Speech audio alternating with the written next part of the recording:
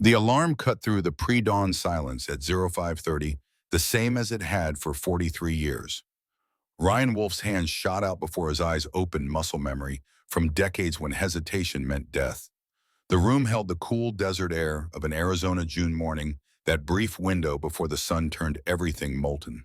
His knees protested as he swung his legs over the bed's edge.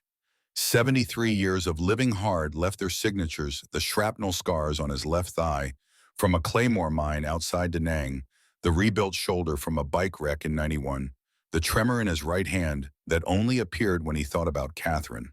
The bathroom mirror reflected a man weathered by time and choice, silver threading through his beard, ice blue eyes that still held their edge despite everything they'd witnessed. The pill bottle waited on the sink. Lisinopril, metoprolol, aspirin. The cardiologist's voice echoed in memory clinical, and certain 6 months without intervention. Maybe a year if he stopped fighting. Ryan swallowed them dry the way Marines learned to take everything and splashed cold water on his face. Downstairs, the coffee maker gurgled its familiar rhythm. He'd programmed it the night before another small ritual in the architecture of control he'd built around a life that kept threatening to spiral. The ranch house sat on 50 acres outside Copper Springs, a town that barely registered on most maps, which suited him perfectly. Through the kitchen window, the first light painted the Sonoran landscape in shades of amber and shadow. 3 photographs occupied the wall above the breakfast table, positioned where he'd see them every morning. The first showed 8 Marines in jungle fatigues, young faces grinning at the camera, despite the mud and exhaustion weapons held with the casual confidence of men who believed they'd live forever. Da Nang, 1971. Of those 8, only 2 remained breathing, and one of them had lost more than his eye in that jungle. Catherine smiled from the second frame, caught mid-laugh at some barbecue, probably one of the countless MC events where she'd played the president's wife with grace he never deserved. 40 years she'd stood beside him, 40 years of late nights in dangerous men and causes that consumed him. Cancer took her in 2018, but guilt told him the real killer had been neglect, the slow erosion of a marriage sacrificed to ghosts and promises made to dead men. The third photograph hurt the most.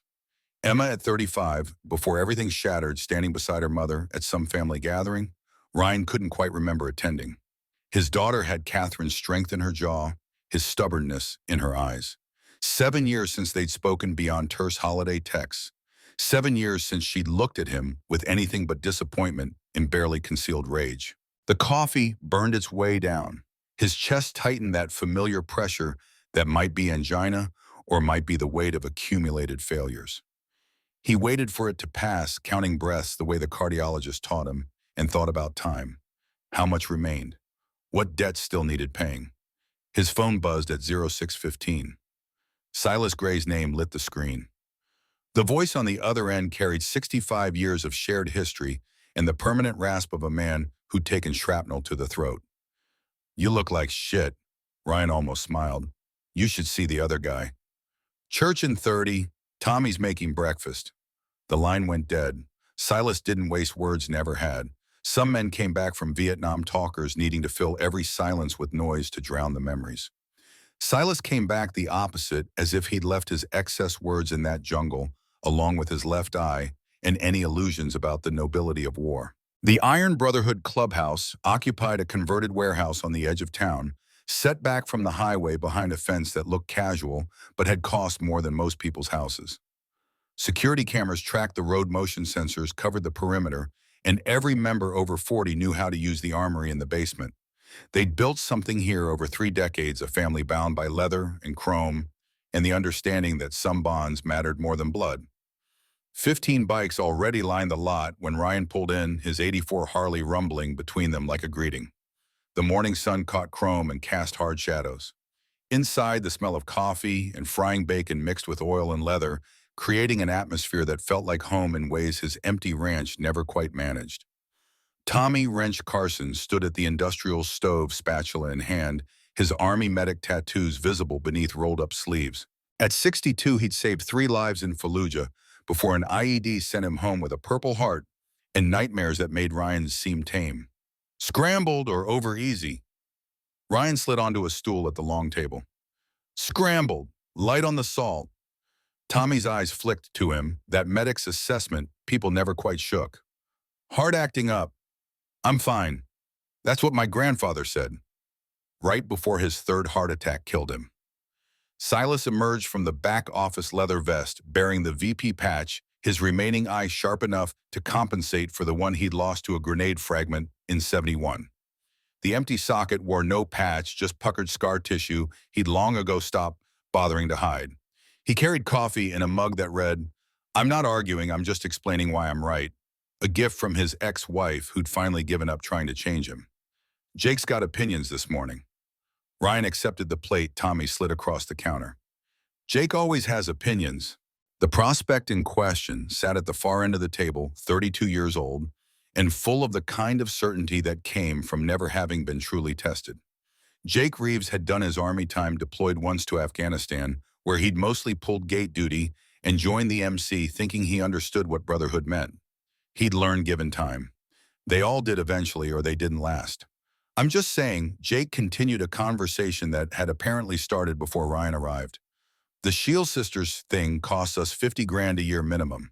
Money we could put into the club, into expanding territory, into shit that actually benefits us. The table went quiet. Younger members ate faster, suddenly focused on their plates. The older men, the ones who'd earned their patches through blood and time, simply waited.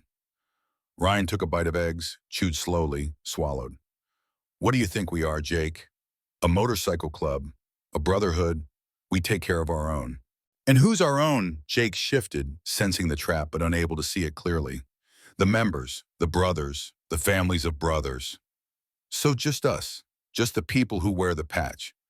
That's generally how organizations work, yeah. Ryan set down his fork with deliberate care. The sound of metal on ceramic echoed louder than it should have. I started Shield Sisters 10 years ago because Silas's niece got beaten so badly by her husband she lost hearing in one ear. Police couldn't touch him, family connections. She had nowhere to go, no one to turn to. So we gave her somewhere. We gave her protection. We gave her a chance to rebuild. That's one person. 127 people. Ryan corrected his voice soft but carrying the weight of absolute authority. That's how many women and children we've pulled out of hell in a decade. Some from our families, most not. Some from men connected to people we've been tracking for reasons that are none of your concern. But all of them needed help, and we provided it. At a cost. Everything costs. Ryan met Jake's eyes across the table, and the younger man looked away first. Some things matter more than profit. You'll understand that when you have daughters.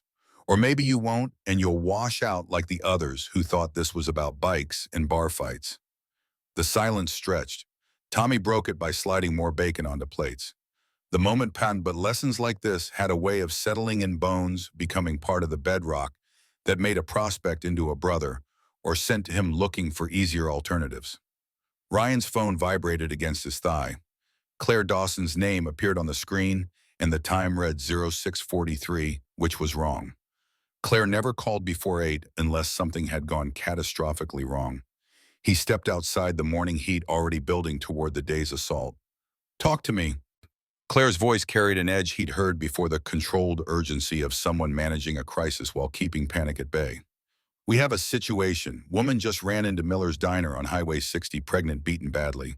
Husband right behind her. Sarah Bennett's there, called it in through our network. Ryan's mind shifted gears, the tactical thinking that never quite left. Police, the woman's begging us not to call them. Says it'll make things worse. Standard domestic violence response. Victims often feared law enforcement more than their abusers, trained by repeated failures and threats into believing the system couldn't protect them. Sometimes they were right. We have someone close. I can get a team there in 20 minutes, but Ryan, Claire's pause carried weight. I think it's Julia. The world contracted to a pinpoint. Ryan's free hand found the wall, steadying himself against a sudden vertigo that had nothing to do with his heart. Say that again. Julia Morrison. I only saw her once at that Christmas thing 3 years ago, but the description matches. Blonde, mid-30s, 7 months pregnant. And Ryan, the name of the husband, what's his name? Marcus Hartley. The Arizona morning went cold. 19,700 days since Vietnam, and that name still had the power to reach across decades and squeeze his chest like a vice. Hartley. The surname that had haunted him through nightmares and obsessive research and hundreds of dead-end attempts to find justice for men who died choking on their own blood and mud 10,000 miles from home.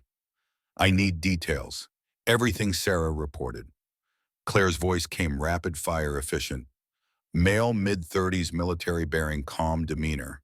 Not yelling commanding. Told the woman if it was time to go home. Sarah stepped between them. The woman's terrified but coherent. Visible bruises, defensive wounds, signs of prolonged abuse. Sarah's holding position, but she sounds scared. Ryan's mind raced through connections, probabilities, the mathematics of coincidence versus design. Julia Morrison, his goddaughter, not the biological daughter he'd promised Jimmy Morrison to protect in 1971, but the child Jimmy's widow Sue had born 19 years after Jimmy's death, after she'd remarried and rebuilt her life. Ryan had extended his promise across the years, watching over Sue until her death in 2015, then transferring that protection to Julia, the girl who carried Jimmy's last name and his wife's courage. And Hartley, a name that meant only one thing. Get everyone. Ryan said, his voice carrying the snap of command that made sergeants in Vietnam and prospects in the MC immediately move.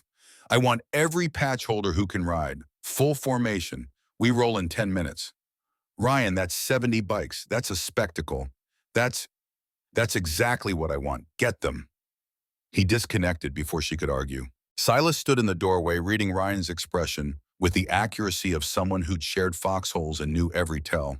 Vietnam. Hartley's son has to be. Silas's remaining eye went flat. The jovial breakfast energy vanished, replaced by something colder. You sure? How many Hartleys you know in military contracting who produce sons that beat pregnant women? Fair point. Silas turned back inside, voice rising to carry through the clubhouse. Church now, everyone. The word spread like electricity.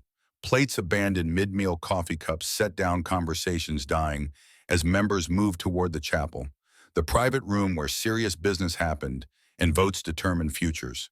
Ryan followed his pulse steady despite the situation, his mind already 10 steps ahead. The chapel held the organized chaos of men preparing for action. Silas stood at the head table, Ryan beside him, Tommy already pulling up maps on his phone. The younger members looked excited, sensing something big. The older ones looked grim, understanding that when Ryan moved fast, blood usually followed. We have a sister in need, Ryan began, dispensing with preamble. Julia Morrison, some of you remember her from years back. Jimmy Morrison's stepdaughter, the daughter his widow Sue bore years after Jimmy died in Vietnam. She's my goddaughter by extension of the promise I made to Jimmy, and she's at Miller's Diner right now with a man who's been beating her. A man whose father I served with in Vietnam. The temperature in the room dropped 10 degrees. Vietnam references were rare, saved for when the past became present and old debts demanded payment. This isn't club business. Jake started, then stopped when Silas's eye fixed on him with the intensity of a targeting laser. This is exactly club business, Ryan continued, his voice carrying the weight of 2 decades as president. We protect those who can't protect themselves. We stand against men who use violence to control the weak. And we keep promises made to dying brothers. All of you, every patch you wear, every oath you took, this is what it means. He let that settle, watching faces harden with understanding. We ride in 10, full formation, battle colors. I want every bike that runs, every man who can hold bars. We're going to show this Hartley boy what happens when you touch someone under our protection. And we're going to do it in a way his father hears about before the day ends. Tommy looked up from his phone. 22-minute ride at formation speed. Roads are clear this time of morning. Then let's move. The clubhouse emptied in organized chaos. Vests pulled on helmets, checked weapons discreetly holstered because Arizona law allowed it, in situations like this, sometimes required it. Ryan strapped his .45 into the small of his back, covered by his vest, a weight that felt familiar and grim. He'd carried a 1911 in Vietnam, a different gun, but the same make and sometimes muscle memory reached across 5 decades like it was yesterday. Silas fell in beside him as they walked to the bikes. You think it's really his son? I know it is. The name's not common, the military connection, the timing. This has Hartley written all over it. Could be coincidence. Ryan swung his leg over his Harley, feeling the old machine settle under his weight. You believe that? Not for a second. Silas mounted his own bike, a newer model, but maintained with the same fanatical care. We're riding into something bigger than a domestic call. We always were. The engine started in sequence, 70 Harleys rumbling to life in a thunder that shook windows and sent birds fleeing from nearby trees. Ryan took point, Silas on his right, Tommy on his left, the three of them forming the tip of a spear that stretched back in perfect formation. Younger members in the rear, older ones flanking the sides. The whole configuration moving as one organism born from years of runs and practice, and the kind of discipline that came from men who'd served. They pulled onto the highway in formation, occupying all lanes, and Ryan felt the old surge of purpose that made everything else fall away. This was what he was built for, this moment, where action replaced doubt and the path forward became crystal clear. 73 years old, heart-failing daughter, estranged wife dead, but here on this bike leading his brothers toward a fight that mattered, he felt alive in ways that had nothing to do with breath or pulse. The desert rolled past at 80 miles per hour, the formation tight, the engines singing a chorus that announced them miles before arrival. Other drivers pulled aside, some taking photos, others calling police who had arrived too late to matter. Ryan's mind focused forward at planning contingencies, remembering Julia as a teenager at MC barbecues after Sue remarried Jimmy's face as he died, the weight of a promise that had shaped decades. And underneath it all, the name. Hartley. Colonel James Hartley, who'd ordered them into an ambush called extraction for himself alone, left 5 men to die and 2 to suffer, then built an empire on lies while Ryan and Silas carried ghosts that never rested. 54 years of searching for proof, for justice, for some way to balance ledgers written in blood. Now Hartley's son had delivered himself into their hands by touching Julia. The symmetry felt almost biblical. Miller's Diner appeared ahead, a tired building that had served truckers and locals since the 70s. 3 cars in the lot, no police yet, no sign of immediate crisis from the outside. Ryan raised his fist, the signal to slow, and the formation decelerated in unison. He could see through the windows now, shapes moving, a tall man near the counter, customers frozen in various states of alarm. The bikes surrounded the building, a perfect perimeter, engines rumbling at idle. The sound filled the morning air like approaching thunder, a promise of storm. Ryan dismounted, Silas and Tommy flanking him, the rest of the formation holding position. Through the window he saw the man turn, saw his face register confusion, then calculation, then the first edge of fear. Military bearing controlled movements, cold assessment of threats. Ryan recognized the type had served with them, led them, sometimes buried them. This was no street thug or drunken husband. This was a trained operator, someone dangerous, someone who thought he had the right and the power to take what he wanted. Ryan pushed through the door. The diner's interior smelled like old grease and bitter coffee. 5 customers occupied various booths, all frozen mid-motion, like someone had hit pause on reality. Behind the counter, a waitress in her early 30s stood with her back to the kitchen, positioned between a booth and the man who'd turned to face the door. The booth held a blonde woman, pregnant face swollen with bruises that told stories of repeated beatings. Her eyes met Ryan's and recognition flashed across them before dissolving into hope so desperate it hurt to witness. "Uncle Ryan." Julia's voice came out, broken, scraped raw by crying. The man, Marcus Hartley, had to be assessed, Ryan, with the cold efficiency of someone trained to evaluate threats. 6'2", maybe 35, lean muscle beneath casual clothes that probably hid at least one weapon. His eyes were his father's, that same calculation that had decided 5 Marines were acceptable losses for personal survival. Ryan's voice came out quiet, which made it more dangerous. "Marcus Hartley, you have something that belongs to me. She belongs to herself. She married me. Did she, or did your father arrange it?" Marcus flinched microseconds, but Ryan caught it. Hit a nerve immediately. "Good. You don't know anything about my father." Ryan stepped closer, slow and deliberate, Silas and Tommy spreading to flanking positions. "I know everything about your father. I served with him, and I should have killed him when I had the chance." The diner's atmosphere changed, electricity building toward lightning strike. The waitress, Sarah Claire had said, watched Ryan with recognition, starting to don her hand, moving unconsciously toward her apron pocket, where a phone probably waited. Marcus's composure cracked at the edges. "This is between me and my wife. Your wife is my goddaughter. Her stepfather died in my arms in Vietnam, bleeding out from wounds your father could have prevented. I made a promise to Jimmy Morrison that I would watch over his family, keep them safe, make sure they lived the lives he never got to see. You broke that promise by putting your hands on her. The math clicked in Marcus's expression, surprise mixing with understanding.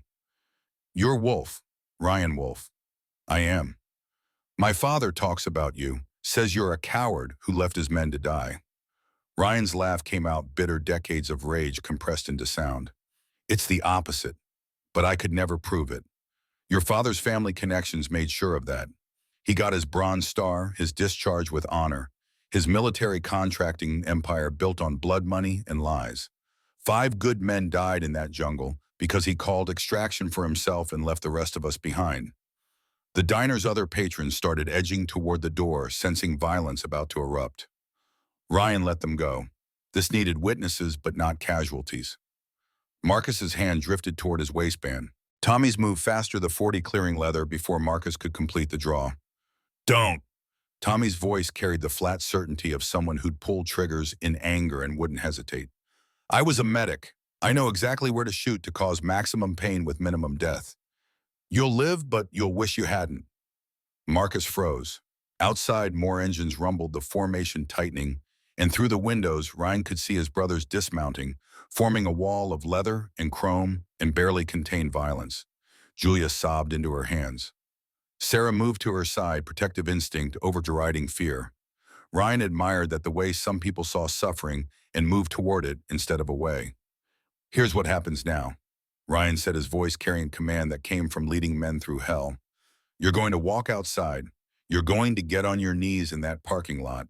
And you're going to explain to 70 very angry bikers why you thought beating a pregnant woman was acceptable behavior.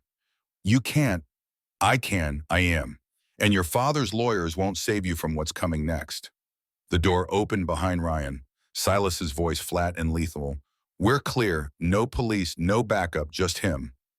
Marcus looked around, calculating odds. That came up 0. Through the windows, 70 men waited, some cracking knuckles, others simply standing with the patience of people comfortable with violence. The mathematics were simple and absolute. This isn't over, Marcus said, his voice trying for threat but landing on desperation. You're right. Ryan stepped aside, gesturing to the door. It's just beginning. Marcus walked outside like a man going to execution. Ryan turned to Julia, kneeling beside the booth, his knees protesting but his focus absolute. You're safe now. I've got you. Julia collapsed forward, her hands finding his vest, gripping leather like a lifeline. I'm sorry. I'm so sorry. I didn't know who he was, who his father was. I swear I didn't know. None of this is your fault. Ryan held her gently, carefully aware of her injuries and the life she carried. None of it. You survived, you escaped, you ran to people who could help. That took more courage than most people ever find. Sarah approached, her eyes meeting Ryan's with recognition that went deeper than the moment. She'd called them, used the number, somehow reached out to the network. Questions for later. She needs a hospital. I know. Ryan stood, bones protesting. Tommy's an EMT. He'll stabilize her. We have a doctor at the compound who specializes in trauma cases, understands discretion. She'll get proper care. Through the window, the parking lot scene unfolded like ritual. Marcus on his knees, surrounded by a circle of brothers, Silas standing before him, reading charges in the tone of a court-martial. This was how the Iron Brotherhood handled betrayers and abusers, the old ways that police and lawyers couldn't touch, because they happened in spaces law didn't quite reach. Ryan watched as Silas produced the leather vest Marcus had worn as a prospect 6 months ago before he'd been kicked out for reasons that now made terrible sense. Stealing from club funds, Ryan had said. But the real reason was darker, a discomfort none of them could quite name until now. The vest burned in an oil drum dragged from the garage. Flames licked toward blue sky, consuming leather and patches and the last shreds of Marcus's attempt to infiltrate their world. The circle of brothers stood witness, silent and absolute. Ryan guided Julia toward the door, Sarah supporting her other side. The waitress moved with confidence born from experience, her hands gentle but sure on Julia's shoulders. Another person who'd seen violence up close, another survivor who'd learned to recognize the signs. Outside, Marcus wept into his hands as the vest dissolved to ash. The brothers didn't touch him, didn't need to. The message had been delivered with complete clarity. "You're nothing," Silas said, his voice carrying across the parking lot in the desert beyond. "No patch, no crew, no protection, no family. You wear nothing. You are nothing. And if we see you again, if you come near Julia or any woman under our shield, they'll need dental records to identify what's left." Marcus stumbled to his feet, backing toward a truck at the lot's edge. He'd been allowed to keep his vehicle, his life, his freedom. Small mercies that spoke more to their restraint than his worth. The truck's engine caught tires, spun gravel, and Marcus Hartley vanished down the highway like a ghost fleeing daylight. Ryan helped Julia toward his bike, aware she'd never ridden, aware this was dangerous for someone pregnant, aware none of that mattered against the immediate need to get her to safety. Tommy brought his bike alongside, modified with a sidecar they used for exactly these situations. "I'll take her," Tommy offered. "More stable, more comfortable." Julia transferred with shaking legs, her breath coming in gasps that worried Ryan more than he showed. Tommy secured her with practiced efficiency, then paused. "She's going into shock. We need to move fast." Ryan nodded, turning to find Sarah still standing in the diner's doorway. She watched the scene with an expression he couldn't quite read, mixture of awe and fear and something else. Recognition, maybe. Understanding. "Thank you," Ryan said, meaning it absolutely. "You saved her life. You kept her safe until we could arrive. That matters more than you know." Sarah's voice came quiet, tentative. "Who are you people? The ones who show up when no one else will." He wanted to say more, wanted to ask how she had the number, how she knew to call, why she'd risked herself for a stranger. But Julia needed medical attention, and the police would arrive eventually, and this scene was already too exposed. Ryan mounted his bike, Silas falling in beside him. The formation reassembled, a reversal of arrival, Tommy and Julia at the center, surrounded by protective layers. The engines roared and they pulled onto the highway. Sarah watched them go, still standing in the doorway, and Ryan made a mental note to find out her story. People who stood between monsters and victims were rare enough to warrant attention. People who had Claire's number were rarer still. The compound appeared after 20 minutes of hard-riding gates opening automatically as cameras identified the formation. The main house waited, a sprawling ranch structure that had been modified over years into something between fortress and hospital. Claire stood on the porch, medical kit ready, her expression shifting from professional concern to personal relief as she saw Julia alive. Dr. Sarah Chen waited beside her, the trauma specialist, who asked no questions and kept confidences absolutely. She'd spent 15 years in emergency rooms before burning out and finding purpose in the Shield Sisters network, treating women who couldn't risk official medical attention. They transferred Julia inside with efficient care, Ryan following to the threshold before Claire's gentle hand stopped him. "Let us work. You being here makes her worry about you instead of herself." He nodded, recognizing truth, and stepped back to the porch. Silas joined him, producing a flask from his vest. "You look like you need this." Ryan took it, whiskey burning its familiar path. "I should have kept closer watch. Should have known she'd gotten married. Should have."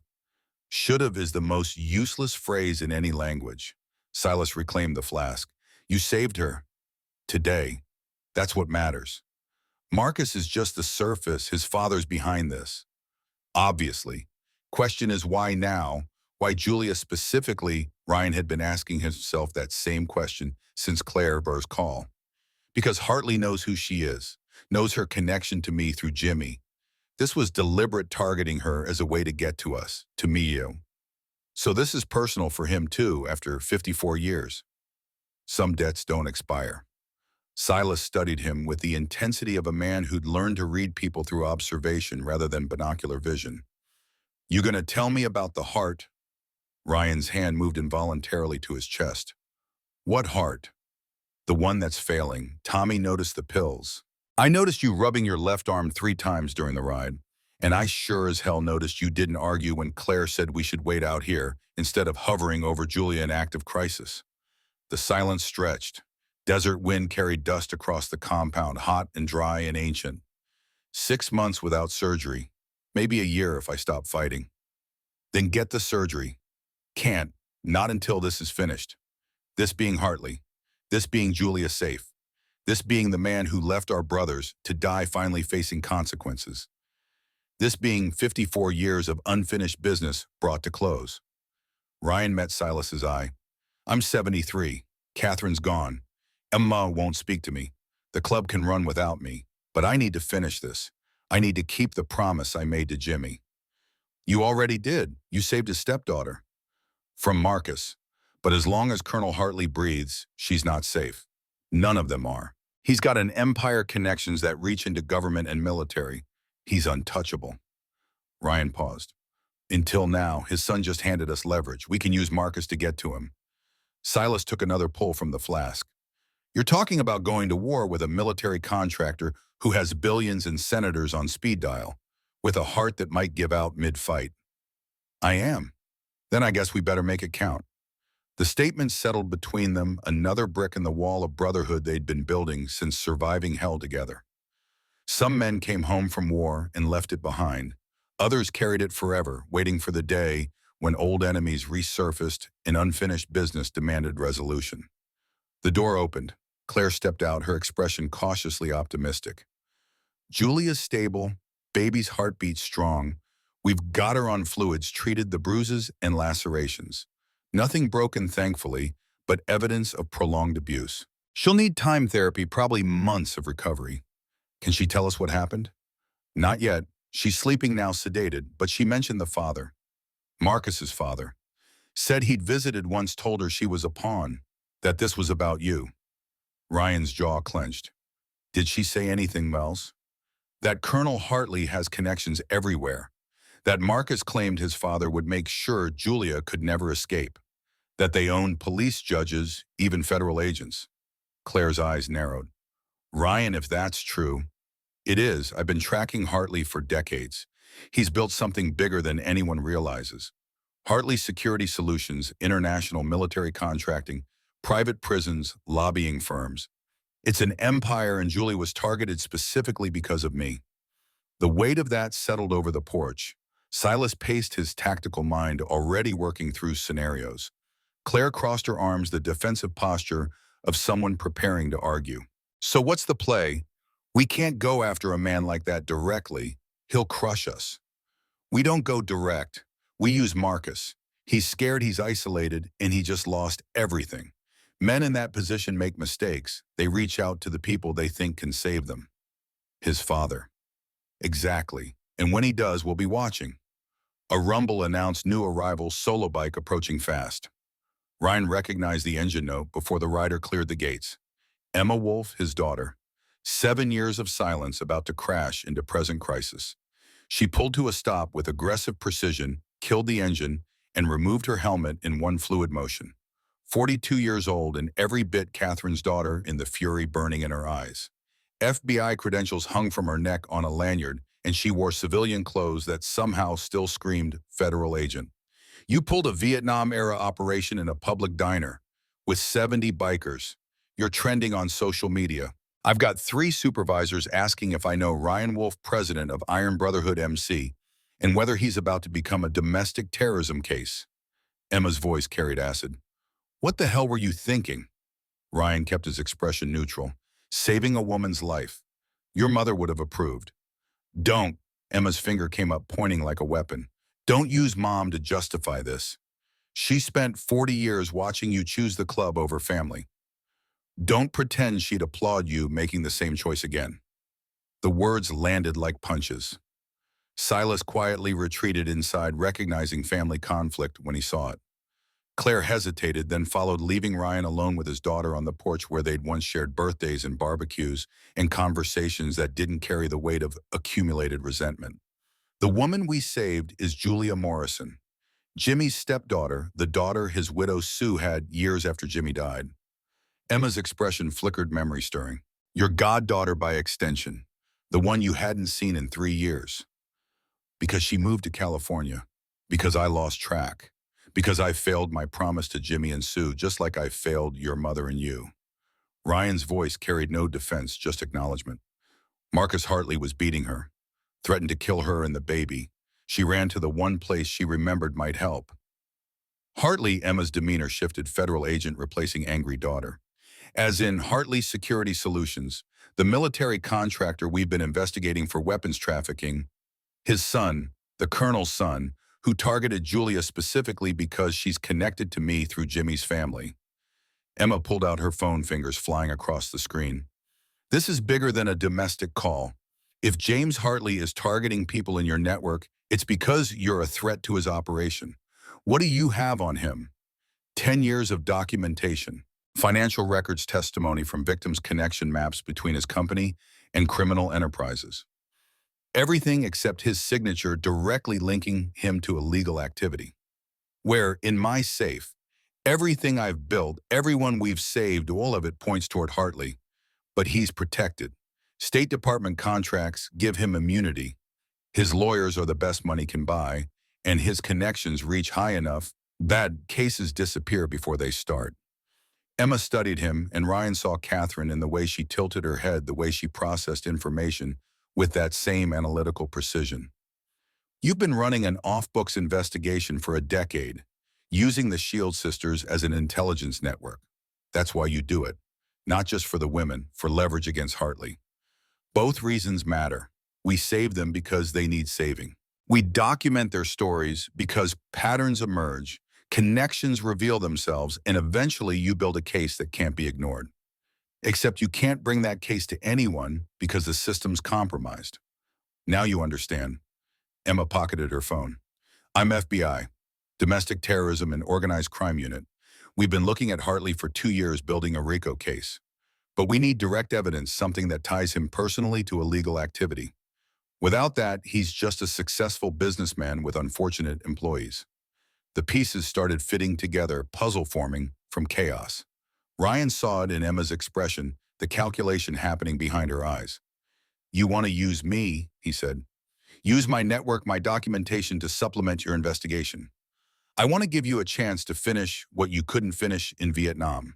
Bring Hartley down legally, permanently. Put him somewhere lawyers can't reach and connections can't protect. Ryan's chest tightened, that familiar pressure announcing his heart's displeasure with stress. He forced breath, counted seconds, waited for it to pass. Emma noticed her anger fracturing into concern. What's wrong, Boom? Nothing.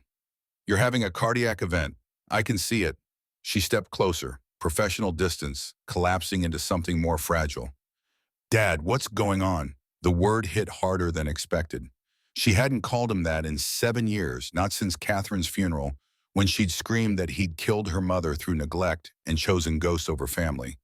The anger had been easier than this tentative vulnerability. Heart disease, advanced, 6 months to a year without intervention. Emma's face went pale. Surgery. Available, but I'm not doing it until this is finished. Are you insane? You could die. I'm dying anyway. The words came out louder than intended, carrying decades of suppressed emotion. I'm 73. My wife is dead. My daughter won't speak to me. I've spent 54 years carrying guilt for men who died in a jungle while a coward got medals. If I have 6 months left, I'm going to spend them keeping promises and settling debts. The silence screamed louder than his words. Emma's eyes glistened, tears threatening to fall, and Ryan realized he had never seen her cry. Not even at Catherine's funeral, where she'd stood rigid and furious and completely dry-eyed. I can't lose you, her voice broke. Not when I just got angry enough to show up. Then help me finish this. Help me bring down Hartley. Help me make sure Julia and all the others are safe. Give me a purpose for whatever time remains. Emma wiped her eyes roughly, federal agent reasserting control over grieving daughter. Okay, but you do the surgery afterward, non-negotiable. You finish this, you get the bypass, you don't get to martyr yourself out of guilt. Deal. They shook hands, formal and ridiculous and absolutely necessary. Then Emma pulled him into a hug, brief and fierce, before stepping back and rebuilding her professional walls. Show me everything. All your files, all your evidence, and all your connections to Hartley's organization. We're going to build something that can't be fought off or buried, and we're going to do it before your heart gives out. Ryan led her inside, down corridors he'd walked 10,000 times, to the office where he'd spent countless nights, piecing together a conspiracy that sprawled like cancer through military and government. The safe occupied an entire wall, disguised as a bookshelf containing 10 years of obsessive documentation. Emma's eyes widened as he revealed the contents. File boxes, hard drives, photographs, financial records, testimony recordings. An entire investigation conducted in shadows because the light couldn't reach where Hartley lived. This is incredible. This is federal case material. How did you? Every woman we saved, we offered choices. Safety, anonymity, fresh start. But some wanted revenge. Some wanted justice.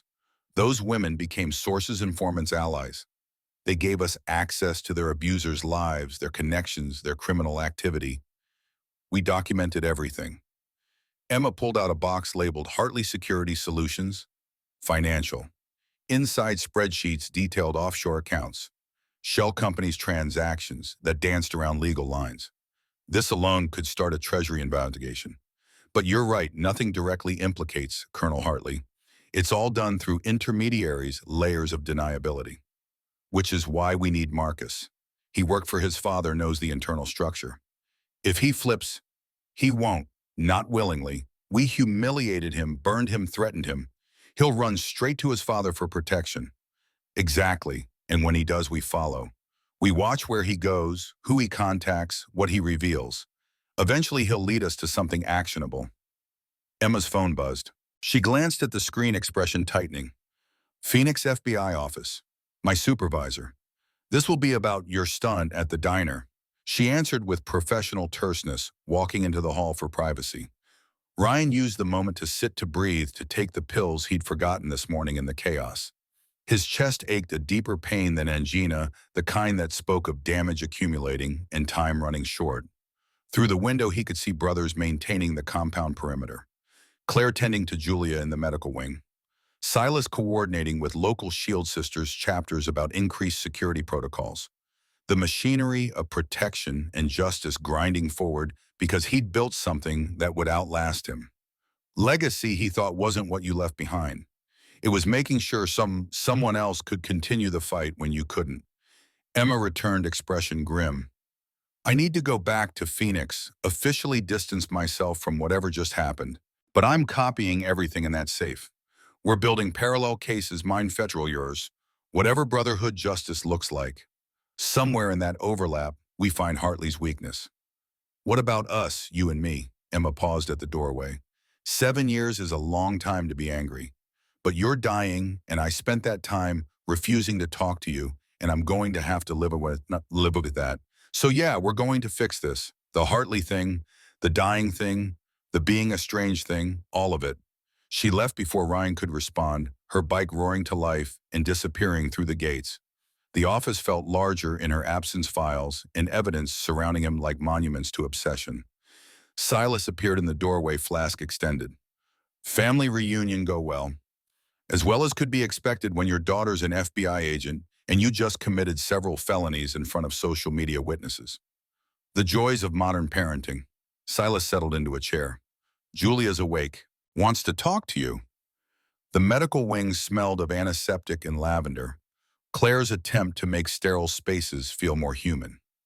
Julia sat propped in bed, one hand resting on her swollen belly, the other connected to an IV. Her face bore the evidence of Marcus's violence, bruises blooming purple and yellow, but her eyes held clarity. Uncle Ryan, her voice carried exhaustion and relief in equal measure. I thought he was going to kill us both. Ryan pulled a chair close, careful not to crowd her. You're safe now. He can't reach you here. It's not Marcus I'm afraid of. Julia's hand trembled slightly. It's his father, Colonel Hartley. He's the one who orchestrated everything. Tell me. The story spilled out in fragments, pieces of a conspiracy that confirmed Ryan's worst suspicions. Julia had met Marcus 2 years ago at a charity event in Los Angeles, drawn to his charm and apparent dedication to veterans' causes. The courtship had been intense, overwhelming, moving from first date to marriage in 6 months. The violence started after the wedding. Isolation first cutting her off from friends and old contacts, moving her away from California to Arizona. Then control, monitoring her movements, her phone, her every action. Physical abuse came later, escalating with her pregnancy until the morning she'd finally broken free. But the revelation that chilled Ryan's blood came near the end. Marcus's father visited once, 3 months ago. He looked at me like I was a thing, not a person. Asked Marcus if I'd made contact with you yet. Marcus said no, I'd cut ties years ago. The colonel laughed and said, "She will. Eventually, they all run to Wolf. It's what makes this so satisfying." Ryan's hands clenched. He knew. He knew who you were from the beginning. Marcus didn't nod at first, but his father did. Targeted me specifically because I was connected to Jimmy Morrison's family. Because I was connected to you, he said. Julia's voice broke. He said watching you try to save everyone you'd failed to save in Vietnam was the only entertainment that made him feel alive anymore. The room contracted. 54 years of unfinished business crystallized into absolute clarity. This wasn't coincidence or bad luck. This was calculated revenge, a game played across decades by a man who'd turned betrayal into art form. Did he say anything else? Anything about his operation, his plans, anything we can use? Julia thought, her expression concentrating despite obvious pain. He mentioned someone in the sheriff's department. Said if I tried to get help, there were people who'd make sure reports disappeared. And he talked about other women, other targets. Said I was just one thread in a larger web. Names, did he mention any names? Sheriff Wade, that's the only one I remember clearly. Ryan filed that away, another piece of the puzzle. A corrupt sheriff explained why so many Shield Sisters cases had hit official resistance, why police reports vanished, why investigations stalled.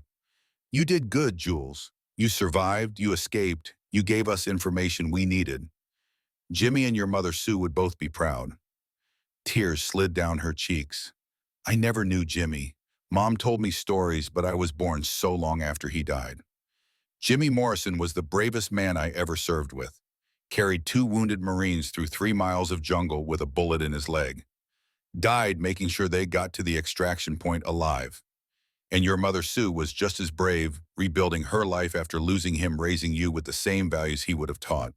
They both would have loved you more than anything in this world. Julia's smile carried pain and gratitude. Thank you for keeping their promise, for coming when I needed you. Ryan stayed with her until she drifted back to sleep, pain medication and exhaustion pulling her under. Claire appeared at his shoulder, checking monitors with practiced efficiency. She'll heal, physically at least. The psychological damage will take longer. We have therapists in the network. 3, all trauma specialists, all survivors themselves. Claire studied him. You look exhausted. When did you last sleep? Sometime last week, I think. Ryan, I'm fine. You're dying, Emma told me before she left. Said you're refusing surgery until some kind of vendetta is settled. Claire's expression hardened. That's not fine. That's suicide by stubbornness. The word hung between them. Ryan had known Claire for 15 years since she'd joined Shield Sisters after escaping her own abuser, since she'd rebuilt her life into something purposeful. She didn't mince words or accept excuses. Hartley killed 5 of my brothers. He's been destroying women's lives for decades, building an empire on suffering and violence. If I have 6 months left, I'm going to spend them making sure he can't hurt anyone else. Noble. Stupid, but noble. Claire's voice softened. Catherine would have hit you for this. You know that, right? The mention of his wife landed like a physical blow. Catherine spent 40 years watching me choose causes over family. I won't insult her memory by pretending this is for her. Then what's it for? Ryan looked through the window at Julia sleeping at the compound beyond, where women rebuilt shattered lives at the machinery of protection and justice he had spent a decade constructing. Because I finally have a chance to finish something, to keep a promise, to make the last thing I do matter more than all the things I failed at. Claire nodded slowly. Okay, but when this is done, when Hartley's dealt with, you get the surgery. You don't get to check out just because you've run out of enemies.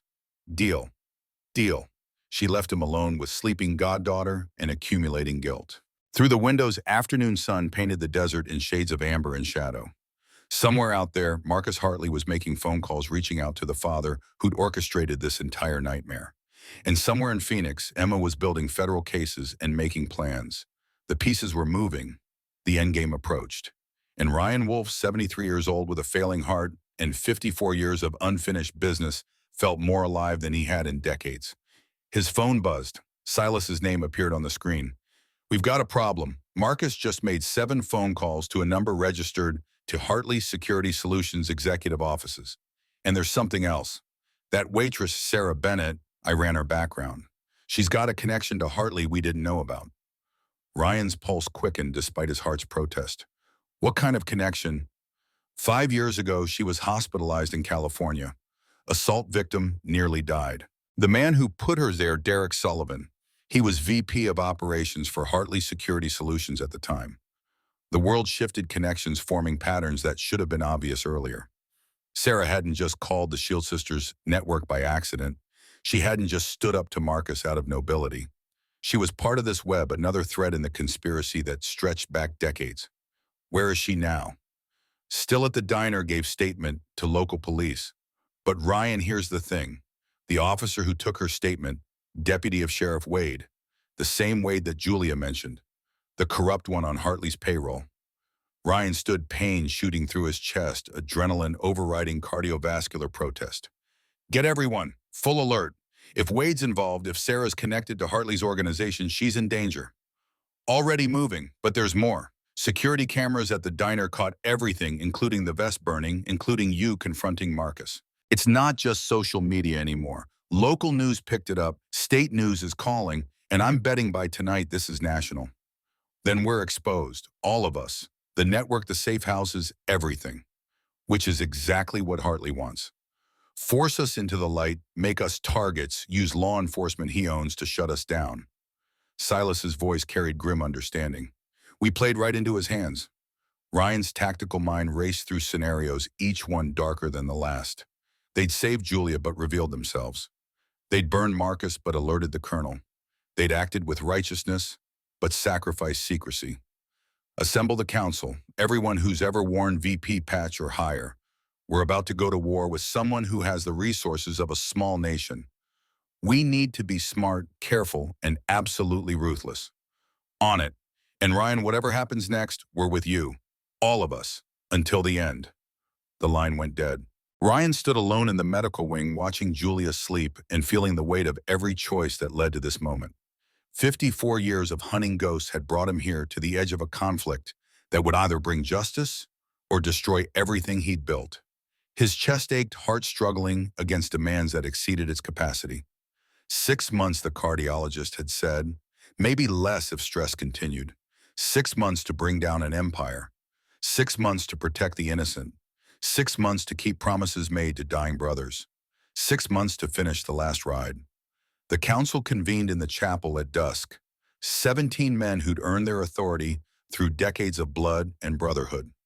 Ryan stood at the head table, Silas beside him, the weight of impending war pressing down like atmospheric pressure before a storm. Through the windows, the compound's lights created islands in desert darkness, each one representing women and children sleeping under their protection. Tommy spread surveillance photos across the table, images captured by members positioned outside Miller's diner. After the confrontation, Marcus Hartley climbing into his truck, face twisted with humiliation and rage. A deputy taking Sarah Bennett's statement, his body language too familiar, too comfortable. And in the background, partially obscured but unmistakable, a black sedan with government plates. Sheriff Wade arrived 15 minutes after we left. Tommy reported, his medic's precision extending to intelligence gathering. Spent 40 minutes inside, mostly talking to Sarah. Our guy couldn't get audio without exposing position, but the deputy kept looking nervous. Wade kept smiling. Jake leaned forward, his earlier arrogance replaced by genuine concern. Why would the sheriff personally respond to a domestic call? Because it wasn't a domestic call, Ryan answered. It was an operation. Marcus targeting Julia, us responding, the whole thing designed to flush us into the open. Hartley wanted to know what we'd do, how we'd react, who we'd protect. Then we gave him exactly what he wanted. We saved a woman's life. I don't apologize for that. Ryan's voice carried the finality of decided matters. But yes, we're exposed now. The question becomes how we use that exposure instead of letting it destroy us. Silas pulled up a digital map on the room's screen, red dots marking Shield Sisters' safe houses across Arizona, New Mexico, and Nevada. 32 locations, each one now potentially compromised by their public display. We need to assume Hartley knows about all of these.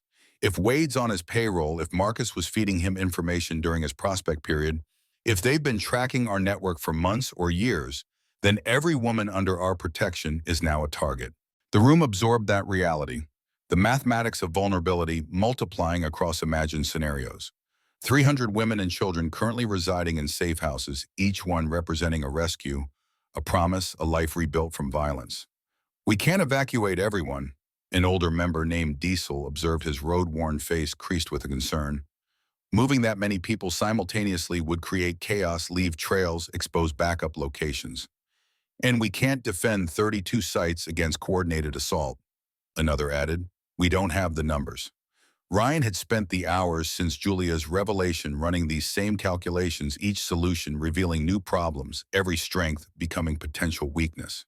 The network they'd built for protection had become a web of targets. We consolidate, move everyone to our 6 primary compounds, the ones with best security and most defensible positions. We contract the perimeter, concentrate our forces, and dare Hartley to come at hardened positions instead of scattered safe houses. That puts more women in fewer places. One successful attack won't happen because we're not just defending, we're going on offense. Ryan's hands pressed against the table, the wood solid beneath his palms. Hartley thinks he's got us pinned down, forced into defensive posture. We're going to prove him wrong. The room stirred, predatory interest replacing defensive worry. These were men who'd chosen the MC life precisely because it offered action over passivity, brotherhood over isolation, purpose over comfortable meaninglessness. Emma's building a federal case. She needs evidence directly linking Colonel Hartley to criminal activity. That means we need to make Marcus desperate enough to reach out to his father in ways that leave traces. We need to push the colonel into making mistakes. How? Ryan smiled without humor. By doing what we do best. We save the women Hartley's organization has targeted, every single one. We hit his network systematically, publicly, loudly. We make him react instead of act. And when he sends people after us, we document everything and hand it to Emma. Silas's remaining eye gleamed with tactical appreciation. We turn ourselves into bait, draw his forces out where they can be identified, recorded, arrested. Exactly, but it only works if we're ready for the retaliation, which means full mobilization, rotating security, everyone armed and alert. This stops being a motorcycle club and becomes a military operation. Some of us have jobs, Jake pointed out, then withered under collective stares that reminded him priorities existed beyond civilian concerns. Anyone who can't commit full-time moves to reserve status. No shame, no judgment. But for the next however long this takes, the MC becomes our only job. We've got funds to cover basic expenses, and when this is over, we'll have put a monster in prison. Ryan's voice hardened. Or we'll be imprisoned ourselves. Those are the only 2 outcomes. The vote came unanimous, 17 fists striking the table in unison, the traditional MC way of showing absolute commitment. The sound echoed like gunfire in the chapel's acoustics, a promise and a threat combined. Tommy, you coordinate medical supplies and trauma kits for all compounds. Diesel weapons check on every member, ammunition restocked, everything legal and documented. Jake, you're running communications, encrypted channels, only rotation codes every 6 hours. Orders flowed, each man receiving assignments that played to strengths, the machine of the MC, shifting from peacetime operations to war footing.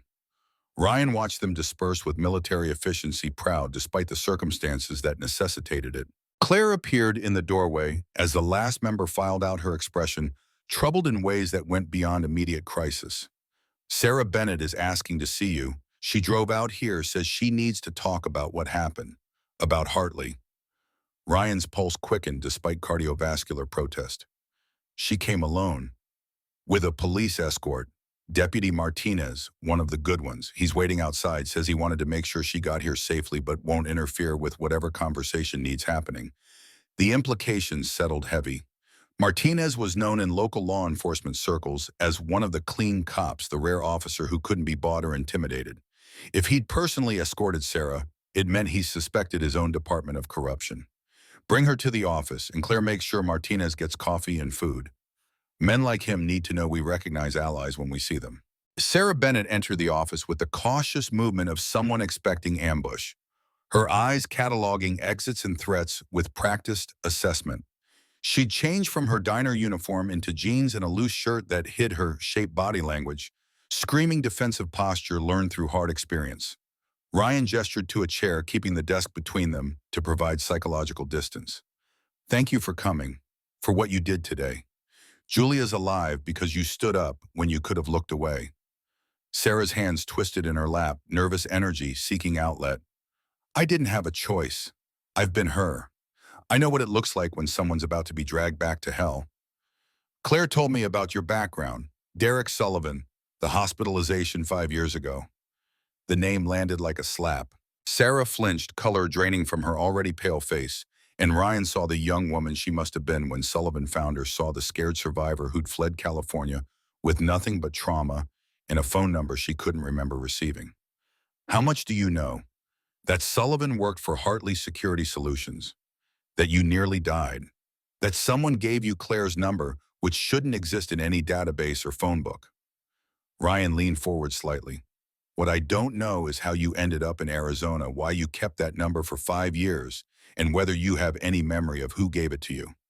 Sarah's breathing accelerated, panic threatening to break through her control. Ryan recognized the signs, had seen enough trauma survivors to know when someone was approaching their breaking point. I don't remember clearly. The head injury, the doctor said I'd lost 48 hours. I woke up in the hospital with a fractured skull, broken ribs, burns. Her hand moved to her left wrist, touching the watch that hid old scars. There was a note. The nurses said someone had insisted they give it to me when I woke up. Just a phone number and initials. The room contracted to just the two of them, past and present, colliding in ways Ryan had suspected but hoped weren't true. His mind pulled him back 5 years to the anonymous call he'd received from a hospital worker he'd cultivated as a source to the woman listed as Jane Doe, with injuries consistent with prolonged abuse, to the decision he'd made to intervene despite operational security concerns. Tell me about Derek Sullivan. The story emerged in fragments, each piece extracted like shrapnel from old wounds. Sarah had met Derek at 27, fresh from a failed engagement, invulnerable to his calculated charm. The relationship progressed with textbook predator efficiency, isolation, then control, then escalating violence, justified by twisted logic and apologies. The final beating came after Sarah discovered files on Derek's computer, evidence of his work with Hartley Security Solutions that included arms trafficking and human rights violations. She'd threatened to go to authorities. He'd responded with violence that should have killed her. I woke up 3 days later. The hospital staff said I'd been brought in by paramedics responding to an anonymous call. But my room had security, these large men in leather who wouldn't let anyone in without checking identification. One of them gave the nurse the note. Ryan's chest tightened, memories sharpening, despite 5 years of distance. He'd been that man, or one of them, posted outside her room after pulling strings to keep Sullivan away. He'd seen her unconscious form, the monitors at tracking vital signs, the evidence of brutality that had sparked rage he'd barely contained. The note said, if I ever needed help, call this number. Don't hesitate. Don't question. Sarah's eyes met his directly for the first time. That was you. You saved me then. I did what anyone should do. But you didn't just save me. You protected me while I was unconscious. You gave me resources without asking anything in return, and then you vanished. Why? Ryan considered lying, considered deflecting, then decided she'd earned truth. Because Derek Sullivan worked for James Hartley, and I've been tracking Hartley for 54 years. Every person he hurts, every woman his organization targets, they're all threads in a web I'm trying to unravel. You were another thread. I couldn't save you without revealing that I was watching. So I was just intelligence to you. You were a woman who needed saving. The intelligence was secondary. Ryan's voice carried no apology because none would make the truth more palatable. Hartley builds his empire on suffering. His contractors, his employees, his associates, they all use violence to control the vulnerable. Each victim is both tragedy and evidence. Each rescue is both moral imperative and tactical move. Sarah processed this, her expression cycling through emotions Ryan couldn't quite read. Anger, certainly. Understanding, maybe. Something else beneath that, harder and colder. Then you need to know something. Derek Sullivan is in Arizona. He's been here for 3 months, and he's working with Marcus Hartley. The office temperature dropped 10 degrees. Ryan's tactical mind immediately started racing through implications, connections, the web of conspiracy expanding with each new revelation. How do you know? Because I saw him yesterday at a grocery store in Phoenix. I ran before he could see me, spent the night in my car, terrified he'd found me. Then this morning, Julia ran into the diner and I recognized the pattern. The fear, the bruises, the pregnant belly he'd probably targeted specifically. It was too familiar. Did Sullivan see you today at the diner during the confrontation? I don't think so. I stayed inside when you all left. But if he's working with Marcus, if they're coordinating, he'll know soon enough that I'm here, that I'm involved. Ryan stood pacing the office perimeter, his mind assembling pieces into devastating whole. Sullivan and Marcus working together meant Hartley had dedicated significant resources to this operation. It meant they'd been planning for months, possibly years. It meant Sarah wasn't just a witness or survivor, but an active target in a game that had started long before Julia's rescue. Sheriff Wade took your statement personally. That's unusual. He knew too much, asked questions about you, specifically about the MC, about whether I'd called anyone before the bikers arrived. His deputy kept shooting him looks like he was nervous about what Wade was saying. Deputy Martinez brought you here? Against Wade's orders. Martinez pulled me aside after said, Wade was dirty and I should disappear before something bad happened. He offered to escort me wherever I needed to go. Sarah's voice carried grudging respect. I told him I needed to talk to Ryan Wolf. He didn't argue. The threads tightened pattern emerging from chaos. Hartley had his hooks in local law enforcement through Wade. He had Marcus and Sullivan coordinating ground operations. He targeted Julia knowing it would force Ryan's hand, expose the network, create opportunities for systematic destruction. You can't go back to your apartment. Can't go back to the diner. If Sullivan's hunting you, if Wade's compromised, you're not safe in any location and they can predict. I don't have anywhere else to go. Yes, you do. Ryan's voice carried absolute certainty. You stay here. The compound's secure, we've got full-time security, and you'll be under the same protection we're giving Julia. You're part of this now, whether you want to be or not. Sarah's expression flickered between relief and terror, the twin poles of someone simultaneously grateful for protection and horrified by circumstances requiring it. What if I bring danger to everyone else? The danger's already here. You just gave us intelligence we desperately needed. That's worth any risk. Claire appeared in the doorway, her timing impeccable as always. Julia's asking for Sarah, says she wants to thank her. Ryan gestured toward the door. Go, talk to her. Claire will set you up with a room, get you whatever you need. Tomorrow we figure out next steps. Sarah stood slowly, then paused at the threshold. Why do you do this? It can't just be about Hartley. The question struck deeper than intended. Ryan thought about Catherine, about Emma, about 5 Marines who'd never made it home, about 40 years of trying to balance scales that refused to level. Because some debts can only be paid forward. I couldn't save the men who died in Vietnam. Can't save my marriage or my relationship with my daughter.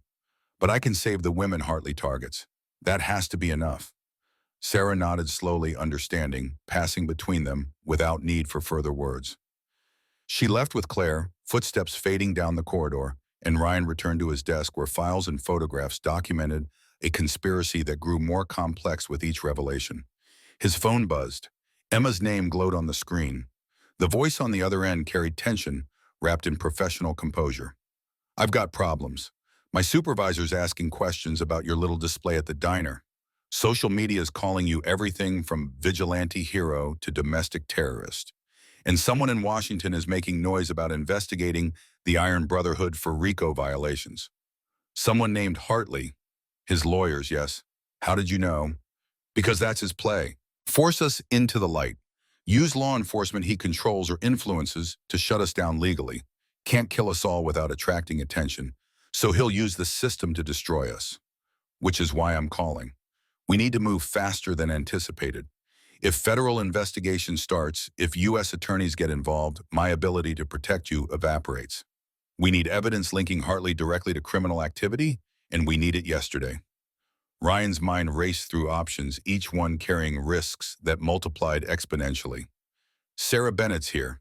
She saw Derek Sullivan in Phoenix 3 months ago. Sullivan's working with Marcus. Sullivan, the arms trafficker, the one who nearly killed her 5 years ago. Emma's voice sharpened with professional interest.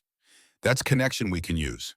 If Sullivan's in Arizona coordinating with Marcus, if they're both acting on Hartley's orders, That gives us conspiracy to commit multiple felonies across state lines. We need proof. Recordings, documents, financial transfers, something that survives courtroom scrutiny. Then we need to force their hand, make them sloppy, push them into making mistakes we can document. Emma paused and Ryan heard her tactical mind working parallel to his own. We need bait, something Hartley wants badly enough to expose himself getting. Sarah and Julia. He's been targeting them specifically. If we dangle them, if we create opportunity for Sullivan and Marcus to make another move, you can have surveillance in position to catch everything. That's putting two traumatized women directly in danger. That's giving them choice and agency in their own protection. We explain the risks, we give them full veto power, and if they agree, we build an operation that keeps them as safe as humanly possible while drawing out the predators. Ryan's voice hardened. These women aren't helpless victims anymore. They're survivors who deserve the chance to fight back. The line went silent for several seconds, Emma weighing ethics against necessity, against time running out. Okay, but we do this my way. FBI surveillance, federal backup, everything by the book so it holds up in court. You and your brothers provide muscle and last resort protection, but this is my operation. Agreed? Agreed. When? Give me 48 hours to set up equipment and position teams. Then we create a scenario that forces Hartley's hand. The call disconnected. Ryan sat in darkness, broken only by desk lamp considering the machinery they were setting in motion. Psychological warfare, human bait, federal conspiracy, all of it balanced on the knife edge between justice and disaster. His chest tightened, that familiar pressure, announcing his heart's displeasure. He fumbled for pills, swallowed them dry, and counted breaths until the pain subsided. 6 months, maybe less.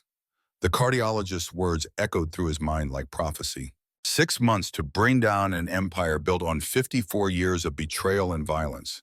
6 months to keep promises made to dying brothers. 6 months to prove his life had mattered. The next 48 hours passed in controlled chaos.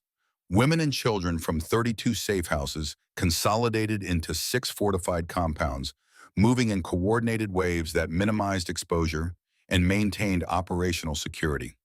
Ryan coordinated movements from the main compound's war room, drinking too much coffee and sleeping too little, his body protesting demands that exceeded its capacity.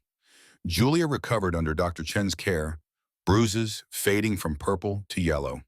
Her pregnancy monitored with obsessive precision.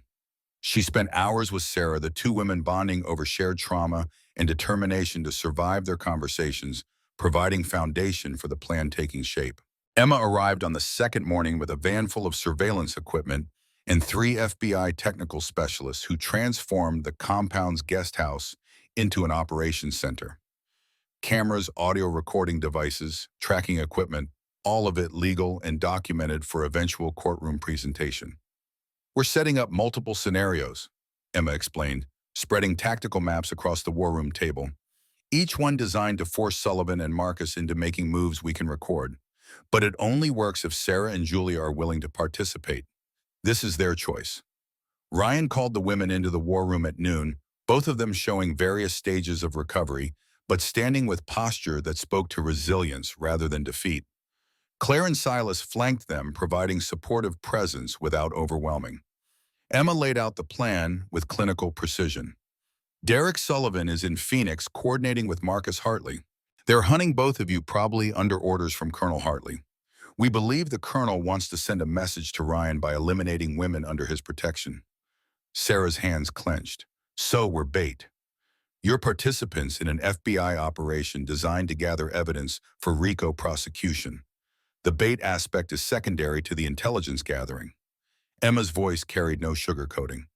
We'll create scenarios that look like opportunities for Sullivan and Marcus to make their move. You'll be under surveillance at all times, federal agents and Overwatch MC members as close protection. But there's risk. These are dangerous men acting on behalf of a man with unlimited resources. Julia's hand moved to her belly, protective instinct, warring with desire for justice. What kind of scenarios? Public appearances that look unguarded, shopping trips, medical appointments, movements that Sullivan and Marcus can observe and interpret as vulnerability. We'll make it look like you're being careless, like you've dropped your guard. When they move, we document everything. And if something goes wrong, Sarah asked, if they move faster than expected, if they bring more people than you're ready for, then the MC intervenes with extreme prejudice.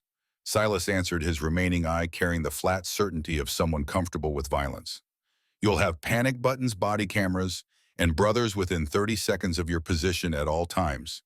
Anyone tries to hurt you, they deal with us before federal agents can even respond. The room held collective breath, waiting for the women's decision. Ryan watched them exchange glances, silent communication passing between survivors who understood costs in ways others never could. Julia spoke first, her voice steady despite obvious fear. I'm doing this. Marcus and his father destroyed my life, threatened my baby, used me as a weapon against Uncle Ryan. I want them in prison where they can't hurt anyone else. Sarah, Emma's eyes met hers with respect born from understanding. No one will think less of you if you refuse. You've already survived more than most people could handle. Sarah's jaw set, determination replacing uncertainty. Derek Sullivan beat me so badly I lost memories. For 5 years I've been hiding, looking over my shoulder, living in fear he'd find me. I'm done running. Let's make him pay. The decision settled over the room like armor donning, each person accepting their role in the operation ahead. Emma began detailing specifics, timelines, communication protocols, the technical aspects of conducting operations that would withstand legal scrutiny while maximizing chances of success. Ryan listened with tactical appreciation, recognizing Emma's competence and feeling pride mixed with regret. She'd inherited his strategic mind, but applied it with the structure and discipline he'd always lacked. Catherine would have been proud of the woman their daughter had become, even if she'd never forgive the circumstances that shaped her. The first scenario launched the following morning. Sarah and Julia, accompanied by Claire in civilian clothes, drove to a Phoenix shopping center for maternity supplies. 3 FBI surveillance teams positioned throughout the mall tracked their movement. 5 MC members in various disguises provided close protection. Emma coordinated from a van 2 blocks away, monitoring audio and video feeds. Ryan watched from the war room, heart rate elevated, despite medication, coffee growing cold, as his attention fixed on monitors showing multiple angles of the mall interior. Sarah browsed racks of infant clothes with forced casualness, while Julia practiced breathing exercises taught by Dr. Chen, her body camera providing feed that captured every customer passing nearby. Hours passed without incident. They purchased supplies, ate lunch in the food court, walked with deliberate slowness that broadcast vulnerability to anyone watching. The surveillance teams reported no suspicious activity, no signs of Sullivan or Marcus. They're not biting, Emma's voice crackled through the radio.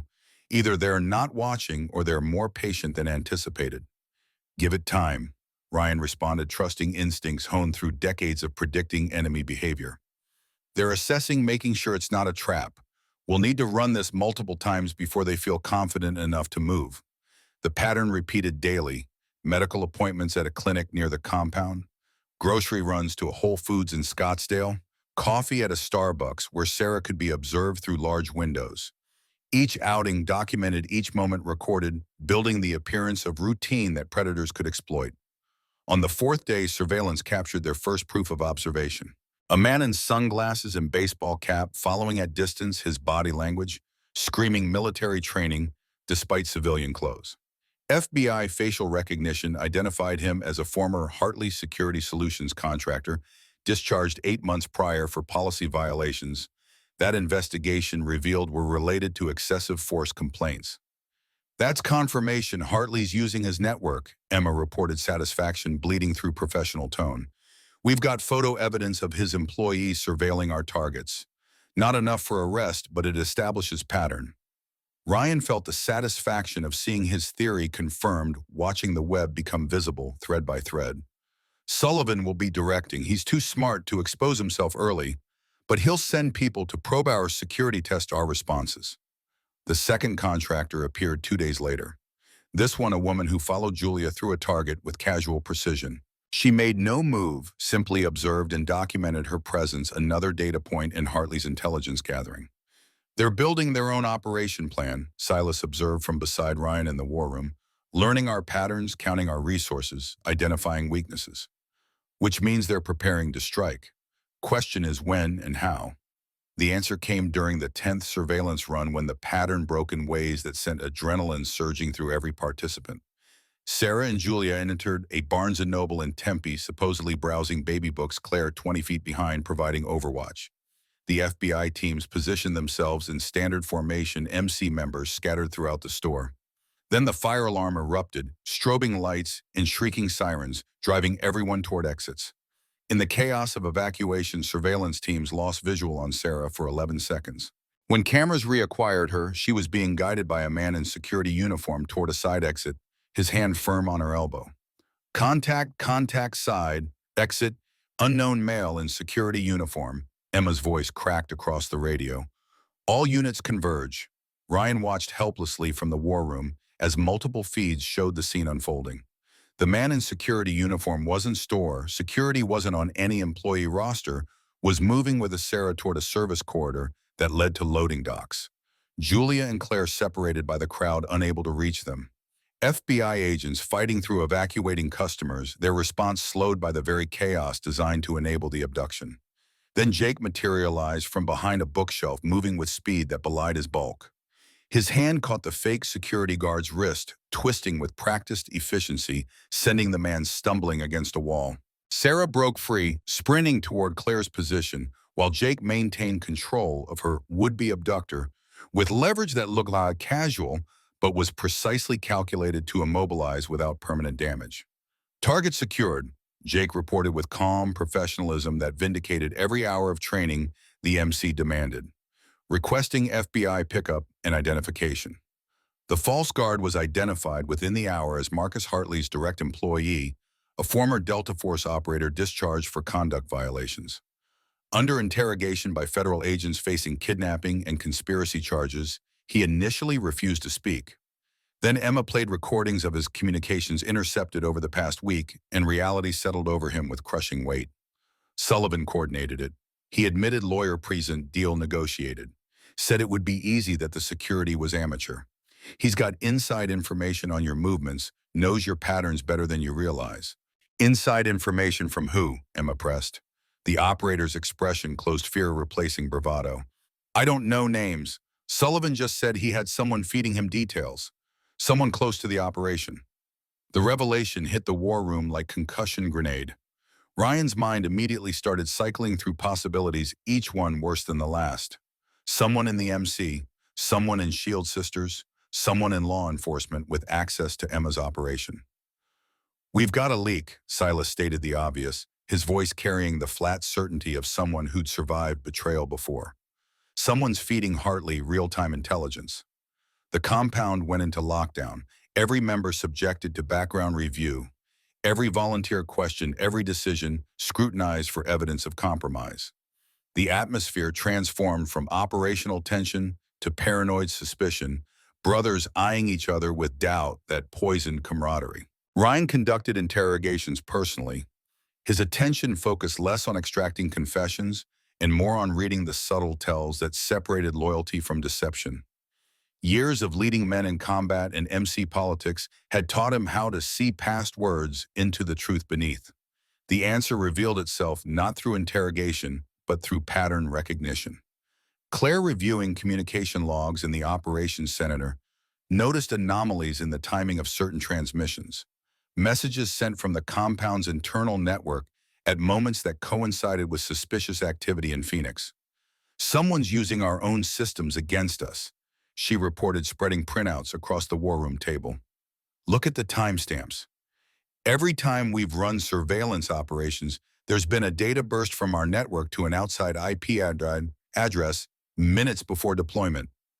Emma ran the IP through FBI databases, her expression darkening as results populated her screen.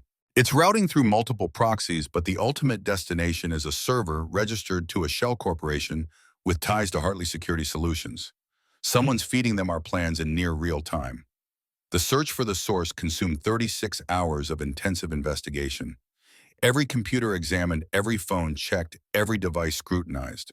The answer emerged from an unexpected corner when Tommy discovered a tablet hidden in a medical supply closet, its location suggesting someone with regular access to that area. Amy Chen, Claire whispered, recognition and betrayal warring in her voice. She's one of our newer Shield Sisters volunteers. Started 3 months ago, said she'd escaped an abuser in Nevada. The investigation into Amy's background peeled back layers of manufactured identity. Her abuser story was real enough, verifiable through hospital records and police reports. But the abuser had connections to Hartley Security Solutions, working as a contractor in Las Vegas. And Amy's brother, whose gambling debts supposedly necessitated her cooperation, was documented as being held as collateral for her compliance. They found Amy in her room at one of the satellite compounds, packing with the frantic energy of someone planning flight. She broke down immediately when confronted, terror replacing deception, her story tumbling out between sobs. He has Danny, my brother. Sullivan showed me photos, videos of Danny being beaten.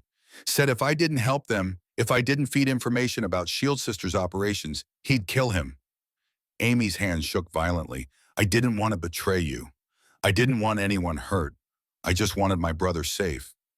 Sarah stood witness to the confession, her expression cycling through emotions Ryan couldn't quite parse. Anger, certainly, at betrayal that had nearly gotten her abducted. But underneath that, something else. Understanding, maybe. Recognition of desperation that made people compromise principles for survival. Where's your brother now? Sarah asked, her voice surprisingly gentle. Vegas. Sullivan has him in a warehouse somewhere. Sends me proof of life every 3 days to keep me compliant. Amy looked up, tears streaming.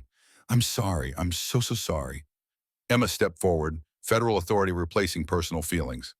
Amy Chen, you're under arrest for conspiracy to commit kidnapping, providing material support for criminal enterprise, in violation of federal communications laws.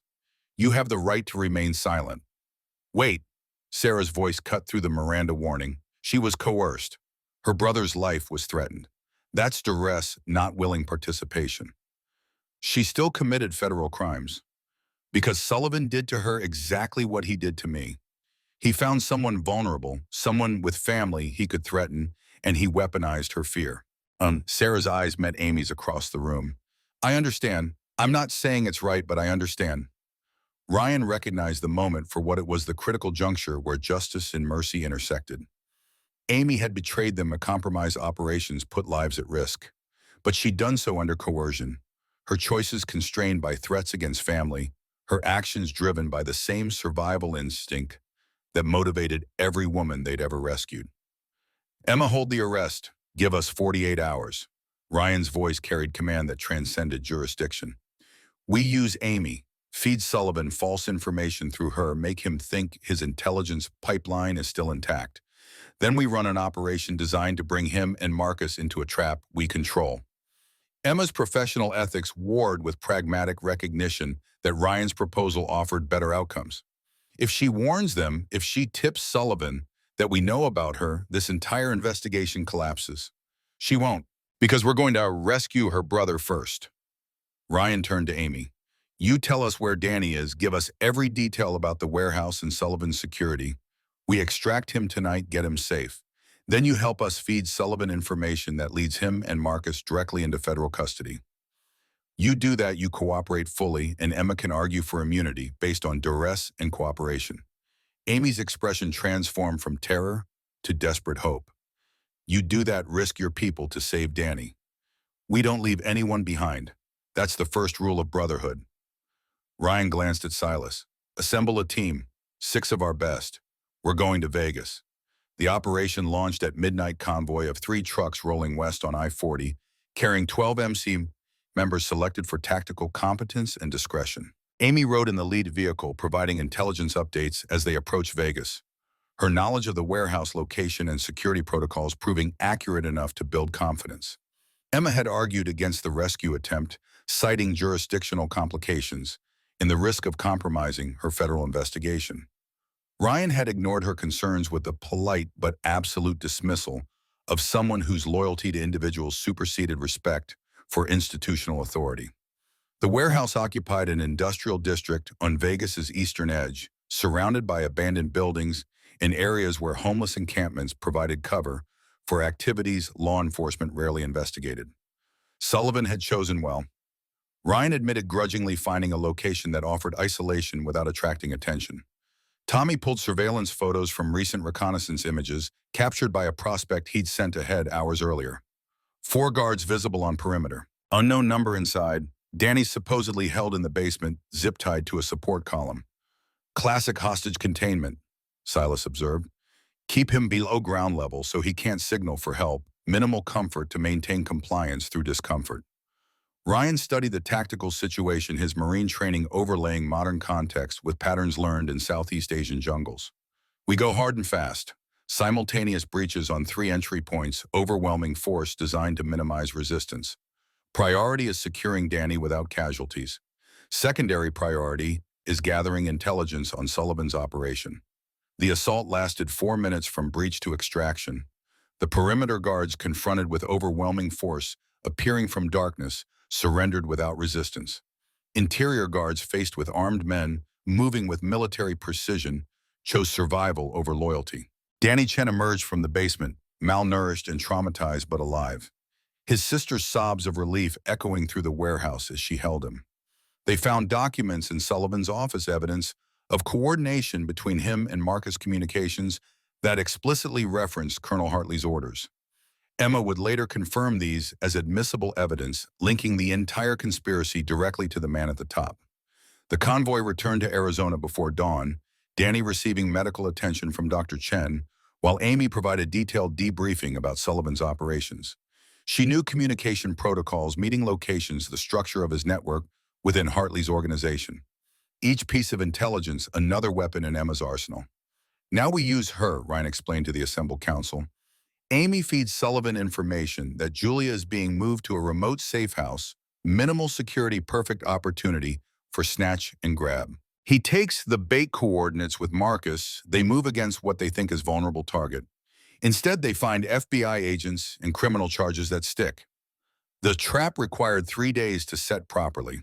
Emma positioned her teams around a remote compound north of Flagstaff, surveillance equipment monitoring every approach. Julia volunteered to be visible bait despite the risk, her determination to see Marcus arrested overriding fear. Sullivan and Marcus took the bait exactly as predicted, their approach captured on multiple cameras as they led a 6-man team toward what they believed was an undermanned safe house. Federal agents moved in the moment the first window broke, lights flooding the compound, voices amplifying through speakers demanding surrender. Marcus attempted flight, made it 30 yards before Silas's tackle brought him to ground with professional efficiency. Sullivan pulled a weapon, made the mistake of pointing it at a federal agent, and went down under coordinated fire that left him wounded but alive enough for prosecution. The arrest cascaded from there. Sheriff Wade pulled from his home at dawn, facing conspiracy charges supported by communications evidence Amy had provided. The fake security guard from the Barnes & Noble attempt. 3 more Hartley Security Solutions contractors identified through financial records and testimony. But Colonel James Hartley himself remained untouched, protected by layers of lawyers and deniability, his empire intact despite subordinates falling.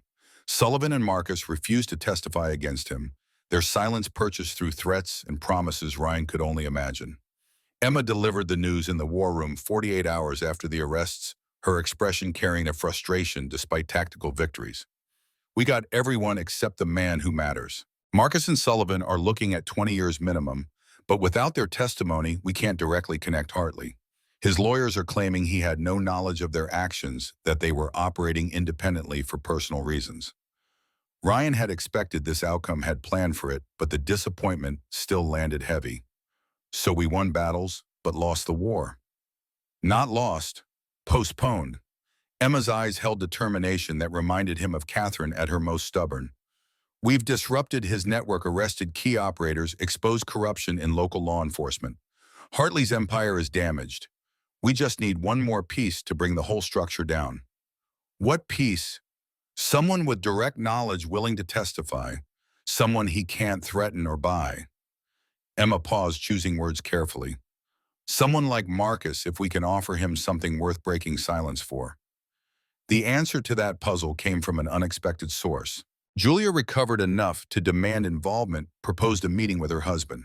A confrontation that would either break his loyalty to his father or confirm his commitment to the evil that had shaped him. Ryan initially refused, the risk too great, the potential for psychological harm too severe. But Julia's argument carried weight impossible to ignore.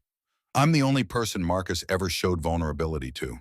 Before the violence started, before his father's influence completely consumed him, there were moments when he seemed human, almost like he wanted to be different but didn't know how. Her hand rested on her belly. He knows this baby is his.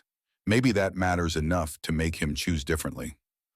The meeting occurred in County Jail's interview room, Emma and Ryan observing through one-way glass as Julia sat across from Marcus, separated by table, and the weight of everything that had transpired between them. Marcus looked diminished by incarceration, his military bearing crumbling under the reality of long imprisonment. "Why did you come?" His voice carried none of its earlier command, just exhaustion and confusion. Julia's hands remained folded on the table, her posture controlled despite visible emotion. "Because I need to understand. Was any of it real? The man I met at that gala, the one who talked about helping veterans and rebuilding lives, did he exist, or was it all performance for your father's revenge?" Marcus's face crumpled, tears threatening to break through machismo learned through decades of paternal abuse. "He was real. I was real before my father found out who you were, before he told me to marry you, to use you to destroy Ryan Wolf through his goddaughter. And you just went along with it, agreed to build a life on lies and manipulation. You don't understand what he's like, what he's capable of, the things he's done to people who defy him." Marcus's voice dropped to whisper. "I've watched him destroy men for simple disagreements, watched him order killings that look like accidents. My entire life has been spent terrified of making him angry." Julia leaned forward slightly. "Then testify against him. Give the FBI what they need to arrest him, prosecute him, put him somewhere he can't hurt anyone ever again, including you." "I can't. He'll what, kill you in prison. You're looking at 20 years minimum, Marcus. He's already got you. The only question is whether you spend those 20 years as his victim or as someone who finally fought back." The silence stretched Marcus, wrestling with programming that had shaped his entire existence. Ryan watched from behind the glass, recognizing the moment for what it was. Some men chose courage despite fear. Others let fear define them until nothing else remained. Marcus spoke slowly, words dragged from places he'd kept locked. "If I testify, if I give you everything, what happens to my mother, he'll kill her to punish me." "We protect her," Imama interjected through the interview room speakers. "Federal witness protection, new identity placement, somewhere your father can never find her. Same deal I'm offering you if you cooperate fully. And my child," Marcus's eyes found Julia's belly. "What happens to them?" Julia's expression carried no mercy, only the cold truth of consequences earned. "Your child grows up knowing their father chose to do the right thing, even if it was too late to fix the harm already caused. That's the only legacy you get to leave them now." The decision crystallized across Marcus's features, the last resistance crumbling before reality's weight. "I'll testify. I'll give you everything. Communications records, financial transfers, orders directly from my father. All of it." Emma entered the room with documents already prepared, Miranda waivers, and cooperation agreements that formalized Marcus's choice. Ryan watched them work through details, his chest tight with something that might have been satisfaction or might have been the angina warning it his time was running out. They emerged from the jail as sun set over Arizona, painting the sky in shades of amber and crimson.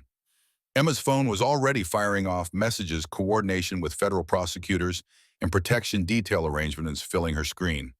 "This is it," she said, satisfaction bleeding through professional composure. "With Marcus's testimony, we can bring RICO charges against Colonel Hartley.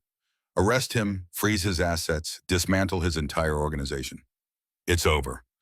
Ryan wanted to feel triumph, wanted to believe 54 years of hunting ghosts was finally reaching resolution. But somewhere deep in his tactical instincts or warning bells screamed that men like Hartley didn't go quietly. That empires built on violence and betrayal didn't collapse without final desperate moves. "Double security at all compounds," he ordered Silas through phone connection. "Full alert until Hartley's in federal custody. This isn't over until he's behind bars." "You think he'll retaliate?" "I know he will. Question is when and how." The answer came that night, delivered through channels designed to bypass security and strike at the heart of everything Ryan had built. Sheriff Wade, released on bond and under house arrest, received a visit from Colonel James Hartley himself. The conversation was recorded by federal surveillance Emma had insisted on maintaining. They think they've won, Hartley's voice carried through speakers with chilling calm. They think my son's betrayal means anything. But they've forgotten the most important lesson: some men can't be touched by law. Some men own the judges, the politicians, the very system meant to constrain them. Wade's response trembled with fear. What do you want me to do? Nothing. I just wanted you to know that when this is over, when the dust settles and the naive idealists realize their victory was hollow, I'll remember everyone who stood against me, and I'll make examples that ensure no one makes that mistake again. The recording ended. Emma played it 3 times, searching for actionable threats, finding only the careful language of a man who'd spent decades evading consequences. He's planning something, she concluded, something big enough to destroy us all before we can bring him to trial. Ryan agreed, his tactical instincts, screaming warnings his body was too exhausted to properly process. The war was entering its final phase, the most dangerous moments when cornered predators became desperate, and desperate men made catastrophic choices. The compound braced for assault that never came. Days passed in heightened tension, everyone armed and alert, waiting for violence that manifested only as silence. Marcus provided his testimony documents supporting every claim, the federal case against his father building with inexorable momentum. Then on the morning scheduled for Colonel Hartley's arrest, the news broke across every channel simultaneously. James Hartley was dead, discovered in his Phoenix estate office with a single gunshot wound to the head. Initial reports called it suicide, but the letter left behind told different story, carefully crafted narrative claiming persecution by government conspiracy, painting himself as victim rather than perpetrator, martyring himself before justice could reach him. Ryan watched the news coverage from the war room, feeling victory drain away like water through clasped hands. 54 years of hunting ghosts, and the ghost had escaped through death itself. He won, Silas said quietly. Even dying, he denied you the satisfaction of seeing him punished. He lost everything first. Emma's voice carried forced optimism.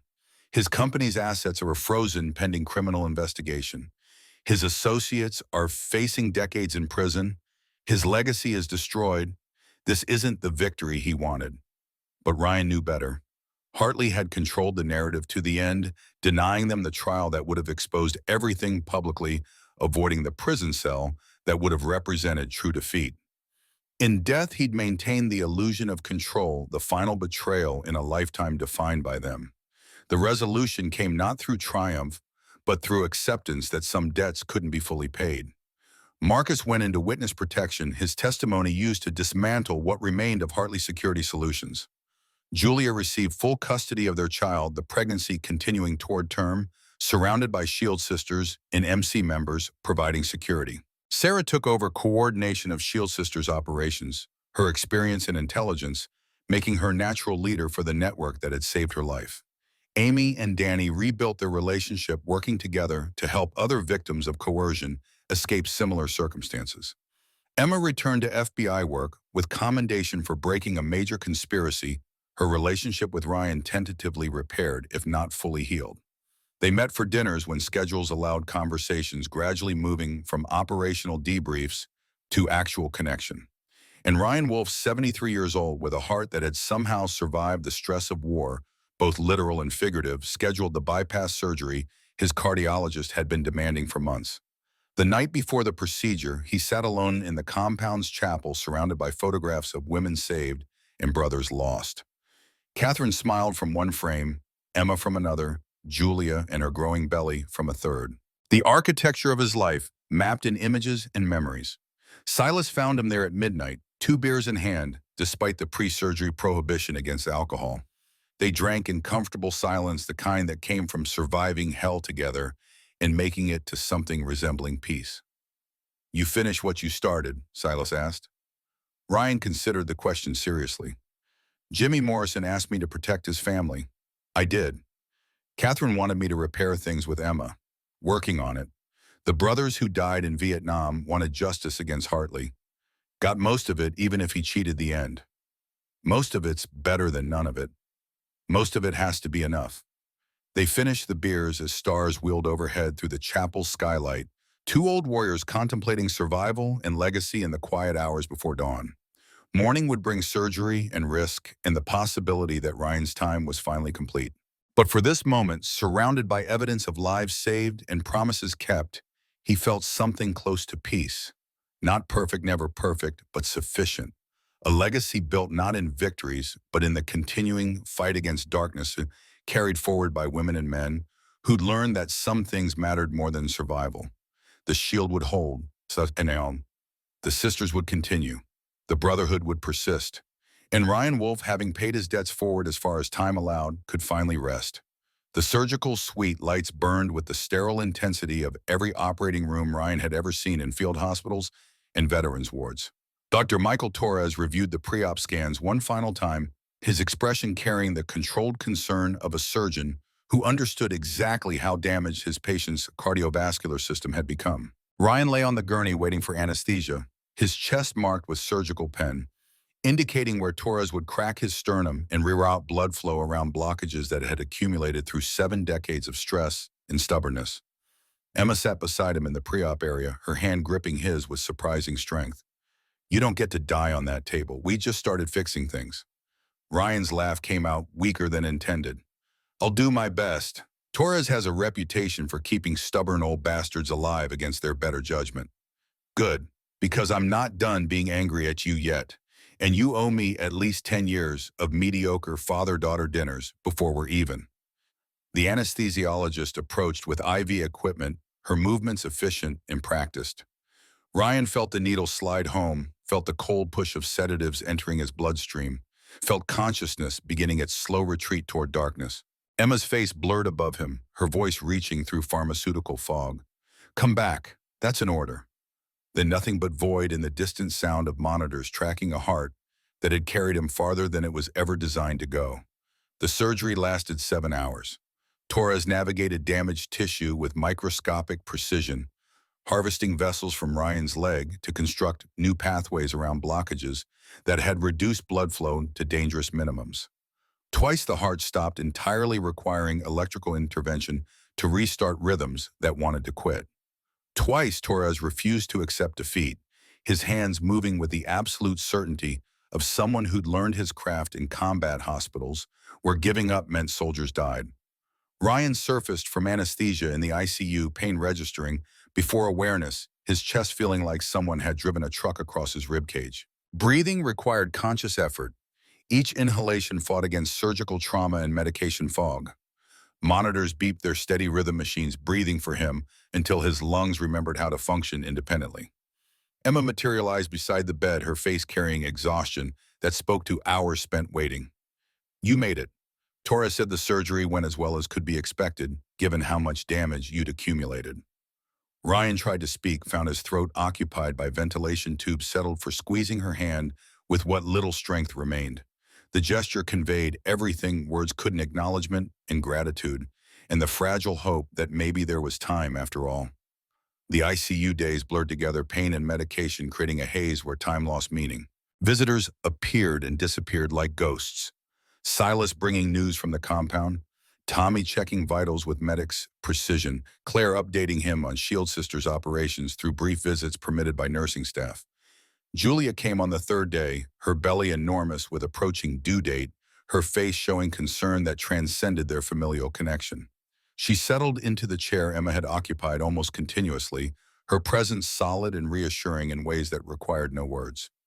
"Your daughter's sleeping in the waiting room. I told her I'd sit with you while she rested." Julia's hand found his careful of IV lines and monitoring equipment. "You scared us." Ryan's voice emerged as rasp vocal cords damaged by intubation. "Sorry, wasn't planning to die yet." "Good, because I need you to meet your great goddaughter when she arrives. And I need you to teach her about the man her step-grandfather was, the promise you kept, the reason she exists." The weight of that responsibility settled across Ryan's damaged chest, heavier than surgical pain, more profound than physical recovery.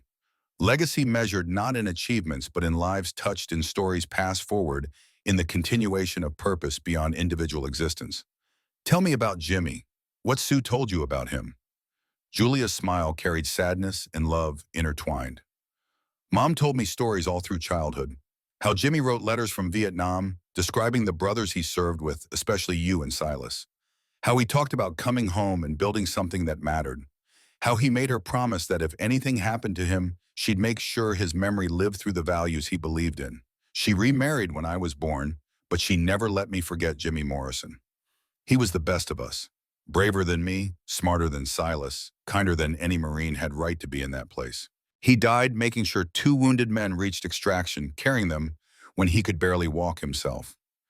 And you've spent 54 years trying to live up to his example. Ryan's laugh triggered coughing that sent pain radiating through his chest. I've spent 54 years trying to keep a promise I made to a dying friend. Never quite felt like enough. It was always enough, you just couldn't see it. Julia's eyes glistened with tears she refused to let fall. You saved me, Uncle Ryan. You built a network that saves hundreds. You kept fighting when most men would have quit. That's the legacy Jimmy would have wanted. That's what I'll tell my daughter about you. The conversation exhausted him, pulling him back towards sleep that claimed consciousness with pharmaceutical inevitability. He surfaced hours later to find Emma returned her laptop open but ignored as she watched him with expression he couldn't quite decipher. I quit. The statement landed with weight disproportionate to its brevity. Ryan's mind struggled through medication fog to parse meaning, to understand what his daughter was saying and why it mattered. Quit what? The FBI. Submitted my resignation yesterday. Takes effect in 30 days after they process my cases and clear my security credentials. Emma's voice carried no regret, only the calm certainty of decided matters.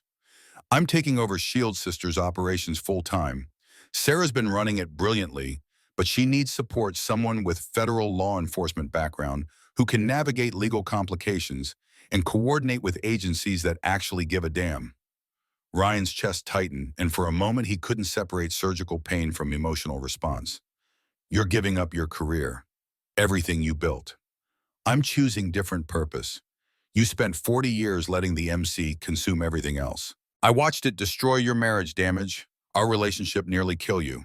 I'm not making the same mistakes. I'm building something that matters while maintaining the relationships that make it meaningful. Catherine would be proud. Catherine would have told me I'm an idiot for taking after my father. But yeah, somewhere underneath the exasperation, she'd be proud. Emma's smile carried complexity Ryan was only beginning to understand. I'm doing this because I want to, not because I'm trying to live up to anyone's expectations. Shield Sisters matters. The women we save matter. And I can do more good there than I ever could navigating FBI bureaucracy. The days accumulated into weeks, Ryan's recovery progressing with frustrating slowness. Physical therapy sessions pushed his rebuilt cardiovascular system, teaching damaged heart to pump blood through new pathways, forcing muscles atrophied by surgery to remember their function. Each small victory, walking 10 feet, climbing 3 stairs, breathing without supplemental oxygen, represented triumph disproportionate to its objective measure. Silas visited daily, bringing news that grounded Ryan in the world beyond hospital walls. The MC had stabilized after Hartley's death, the crisis that had demanded war footing, giving way to normal operations with lingering alertness. Sarah had indeed transformed Shield Sisters coordination, implementing systems that improved efficiency while maintaining the personal touch that defined their work. Marcus remained in witness protection, his testimony having helped federal prosecutors dismantle what remained of Hartley Security Solutions. The company's assets were being liquidated, money redirected to victim compensation funds and federal coffers. Several high-ranking executives faced RICO charges, their trials scheduled across the next year. Sullivan's cooperating now too, Silas reported from his customary chair beside the hospital bed. Facing 25 years, figured he might as well try for reduced sentence. He's giving testimony about Hartley's operations going back 15 years. Arms trafficking, human rights violations, political corruption. The whole empire's collapsing like a house of cards. Ryan absorbed this information with satisfaction, tempered by awareness, but Hartley himself had escaped earthly justice. The old man still won, died on his own terms, avoided trial and prison. Maybe, but his legacy's destroyed. Everything he built is being dismantled. His name's synonymous with corruption and violence. History won't remember him as a decorated veteran or successful businessman. He'll be remembered as a criminal who got away with it for too long. Silas's remaining eye carried philosophical acceptance. Sometimes that has to be enough. The hospital discharged Ryan after 6 weeks, his sternum healing and cardiovascular function approaching acceptable parameters. He returned to the compound with instructions for continued physical therapy, medication regimens, and dire warnings about avoiding stress that he knew he'd ignore the moment circumstances demanded it. The compound had transformed during his absence. New security systems augmented the old Emma's FBI expertise, evident in sophisticated surveillance that would have made federal installations jealous. The medical wing had expanded Dr. Chen's operation now, including 2 additional trauma specialists and equipment that rivaled many hospitals.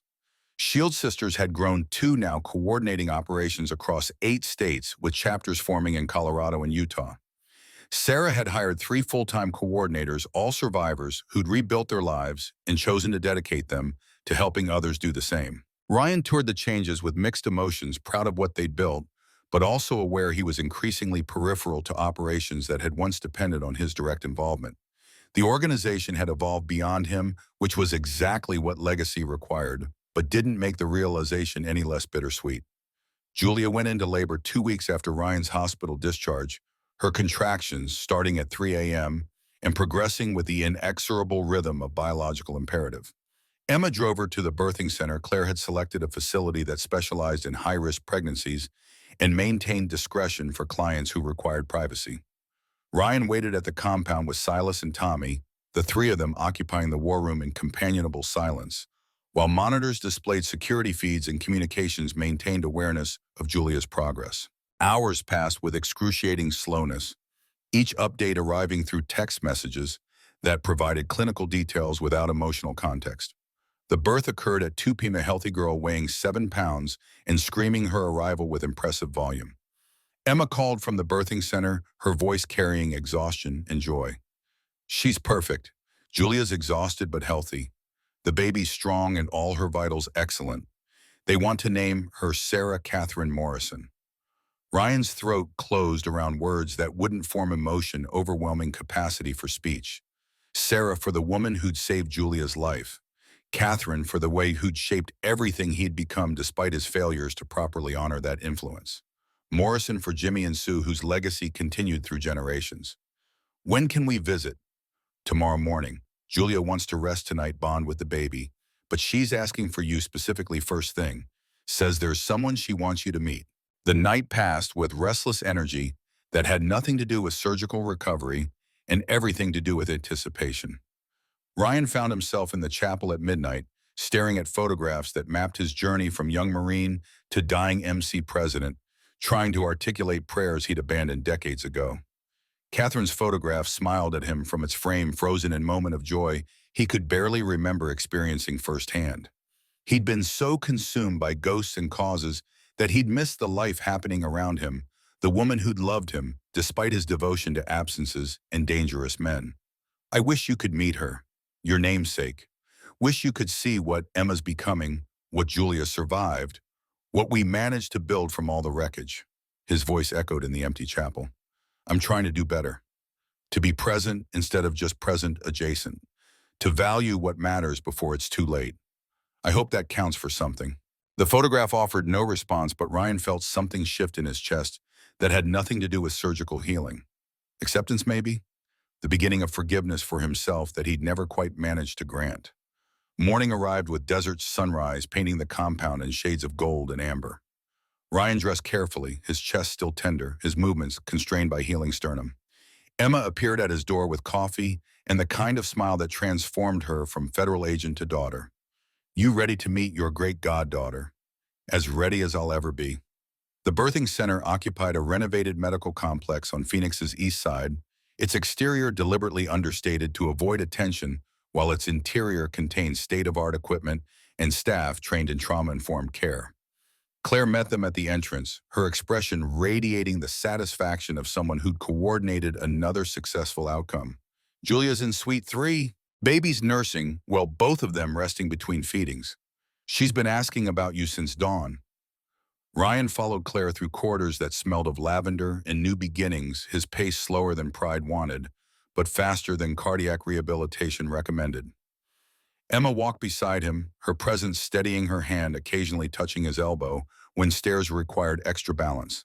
Julia occupied a private suite decorated to feel more like home than hospital, her face exhausted but radiant in ways that transcended physical appearance. The baby lay against her chest, tiny features peaceful in sleep, her existence representing hope and continuation in the victory of survival over violence. Uncle Ryan, Julia's voice carried depth of emotion that required no elaboration. Come meet Sarah Catherine. Ryan approached the bed with reverence, usually reserved for sacred spaces, his weathered hands gentle as Julia transferred the infant to his arms. She weighed almost nothing, her body fitting into the crook of his elbow with perfect precision, her existence both impossibly fragile and inexplicably strong. Hello, little one. His voice emerged barely above whisper. I knew your step-grandfather, Jimmy. Best man I ever served with. He'd be so proud of your mother, of you, of the strength that brought you into this world. The baby stirred tiny fists escaping swaddling to wave with random intention. Her eyes opened briefly, unfocused but alert, and Ryan felt the full weight of continuation settle across his healing heart. This child represented victory over Hartley's violence, triumph over systems designed to destroy women like Julia, proof that protection and purpose could create futures worth living. She's perfect. She's a fighter, came out screaming and hasn't stopped asserting her opinions. Julia's laugh mixed exhaustion with pure joy. I want you to be involved in her life, Uncle Ryan. Want her to know the man who kept a promise to her step-grandfather, who saved her mother, who built something that matters. I'm not sure how much time I have left. The surgery helped, but however much time you have spent it with us, with her, teach her about honor and brotherhood and standing up when others won't. That's the legacy that matters. Emma moved to the window, ostensibly examining the view, but her shoulders carrying tension that suggested emotional overflow. Ryan recognized the posture, had seen it countless times when Catherine tried to hide tears she didn't want him to witness. You okay? His daughter turned, and tears indeed streaked her face despite obvious attempts at control. I'm watching you hold a baby named after Mom, after the woman you failed to properly appreciate until she was gone. And I'm realizing that maybe redemption isn't about fixing the past, but about doing better in whatever future remains. The weight of that observation settled across the room, 3 generations of Morrison family bound by tragedy and survival, contemplating what came next. Ryan looked at the infant in his arms, at Julia recovering from trauma that should have destroyed her, at Emma choosing purpose over career and presence over absence. Your mother once told me that legacy isn't measured in achievements, but in the people who continue your work after you're gone. I didn't understand then, too focused on grand gestures and dramatic actions. But holding this baby, knowing Sarah's running Shield Sisters, watching you choose what matters over what's impressive, I'm starting to understand what she meant. The moment crystallized into something approaching peace, the kind that comes not from resolution, but from acceptance, that some things can't be fixed, only honored through future action. The weeks that followed established new rhythms. Ryan splitting time between compound operations and Julie's apartment, where he found himself changing diapers and learning infant care with the same diligence he'd once applied to weapons maintenance. Emma joined frequently, the two of them fumbling through childcare while Julia recovered, and Sarah Catherine demonstrated impressive lung capacity. The MC adjusted to their president's transformed priorities operations, continuing under Silas's capable leadership, while Ryan attended to family obligations that had always existed but never received proper attention. Some members grumbled about leadership distracted by civilian concerns. The older members, the ones who'd watched Ryan drive himself toward premature death for decades, quietly approved the change. Federal trials proceeded through courts with bureaucratic inevitability. Sullivan received 23 years after his cooperation earned sentence reduction. Marcus's testimony, delivered from secure location via video conference, proved devastating to remaining Hartley associates.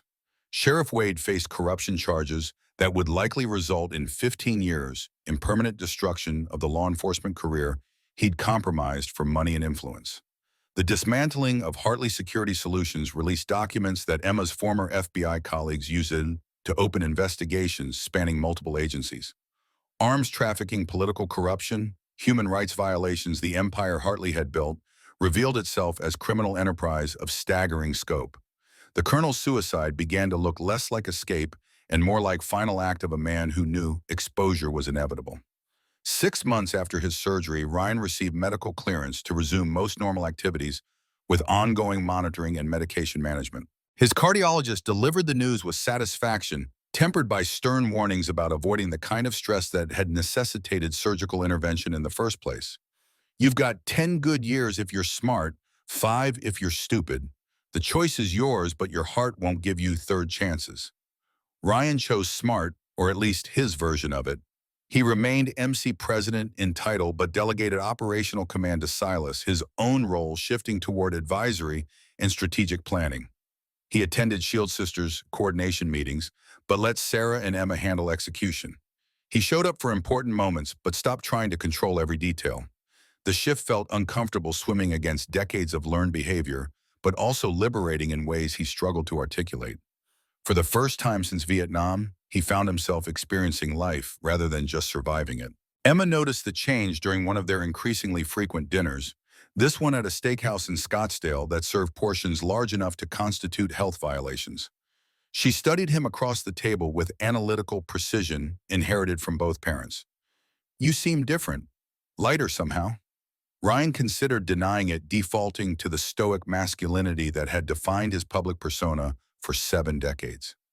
Then he remembered Catherine's frustration with his emotional unavailability and Emma's anger at his absence, and decided honesty might serve better than performance. "I'm trying to be present, actually here instead of mentally fighting wars that ended decades ago or planning for crises that may never materialize. It's harder than it sounds." "But you're doing it. That counts for something." Emma's smile carried warmth he hadn't seen since before Catherine's death. "For what it's worth, Mom would be proud. She always said you had it in you to be the man you pretended to be. She just didn't think you'd figure it out in time." "Did she die disappointed?" The question emerged more vulnerable than intended, exposing wounds Ryan had tried to ignore through activity and purpose. Emma's expression softened her analytical distance, giving way to genuine emotion. "She died frustrated, sad, but not disappointed. She knew who you were underneath all the armor and causes. She just wished you'd let her see that person more often." Emma reached across the table, her hand finding his. "She loved you, Dad, even when you made it really hard to. She never stopped believing you were worth the effort." Ryan's vision blurred, tears threatening despite the restaurant setting and public exposure. "I wasted so much time, chose ghosts over the woman who was actually there. By the time I realized what I'd lost, it was too late to fix it." "Then don't waste more time. Honor her memory by being present for the people who are still here. For Julia, for Sarah, Catherine, for me. That's the legacy she'd want."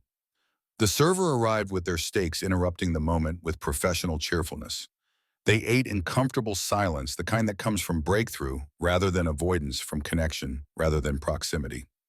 The Shield Sisters organization scheduled its annual gathering for late September timing, designed to avoid Arizona's peak summer heat while maintaining accessibility for chapters across 8 states. The event occupied the main compound, transforming it into temporary city that housed 300 women and children, 60 MC members providing security, and countless volunteers coordinating logistics. Sarah had planned the gathering with meticulous attention to detail, creating space for healing and celebration while maintaining the serious purpose that defined their work. Workshops on trauma recovery, legal rights, financial planning, support groups for survivors at various stages of rebuilding, childcare that allowed mothers to focus on themselves without worry. And throughout it all, the presence of men who'd learned that protection meant empowering rather than controlling. Ryan observed from the margins, his role ceremonial rather than operational, watching Sarah coordinate with confidence that validated every choice that had brought her to leadership. Emma worked alongside her, the two women forming partnership that combined Sarah's survivor insight with Emma's structural expertise. Julia attended with Sarah, Catherine the baby, now 6 months old, and demonstrating personality that suggested her mother's strength had genetic components.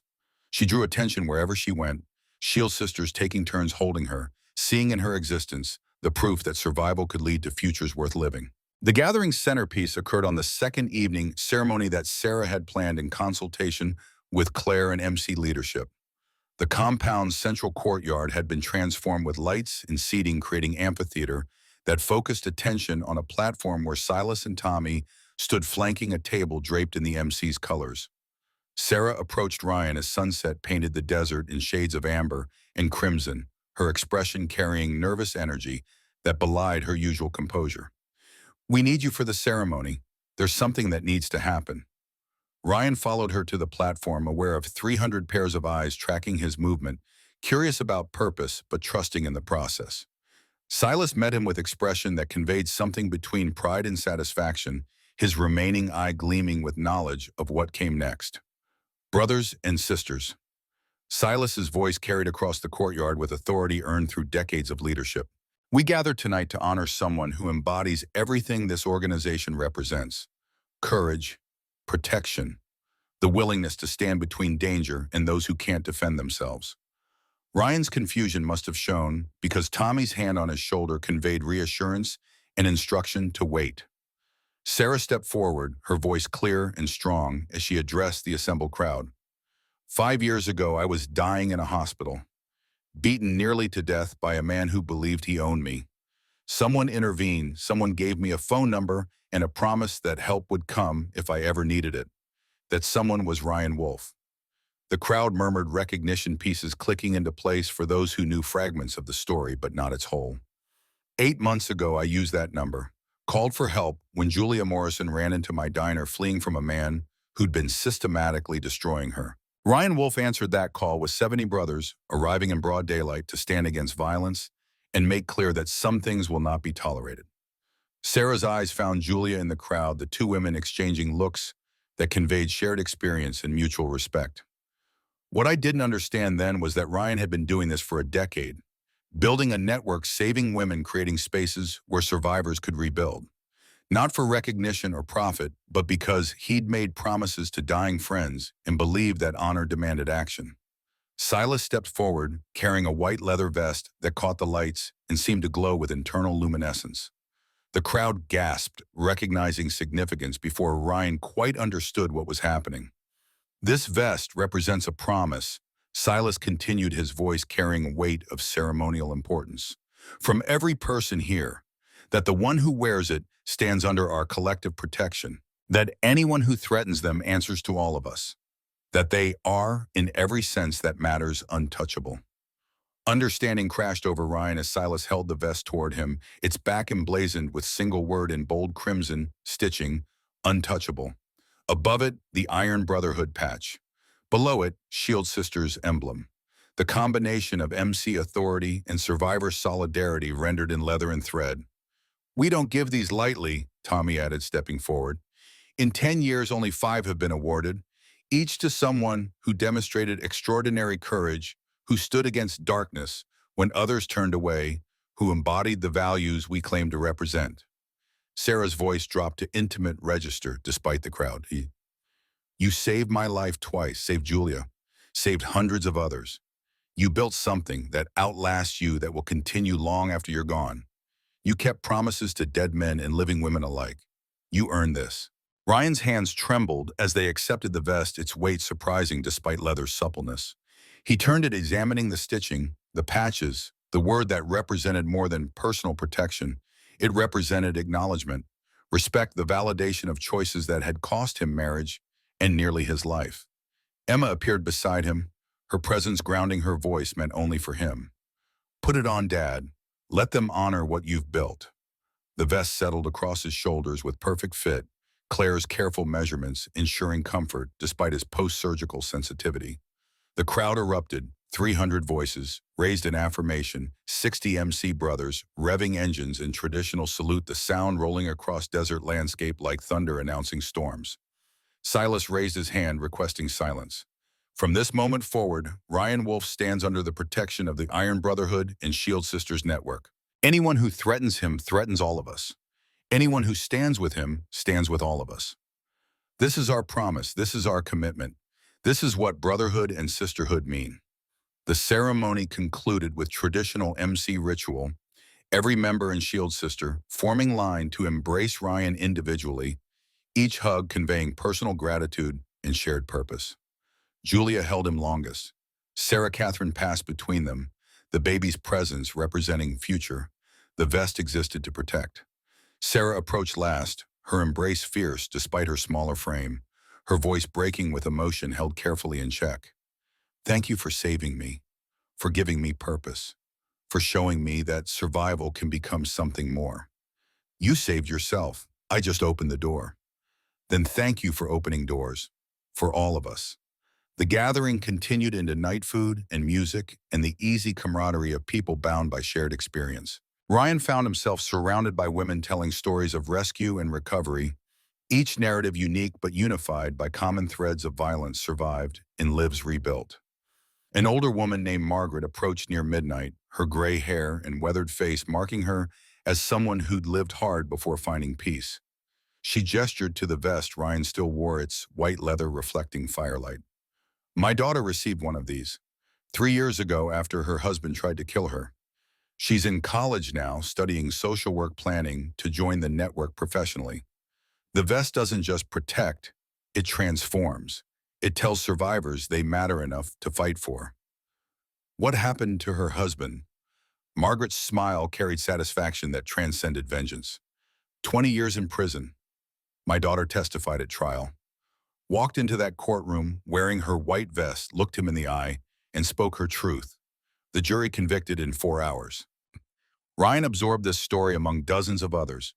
Each one evidence that the network had grown beyond him. That legacy was measured not in individual actions, but in ripples spreading through time and lives transformed by example. Emma found him as the gathering wound down attendees drifting toward accommodations, exhaustion, competing with joy. She'd changed from her professional attire into jeans and t-shirt that made her look younger than her 42 years.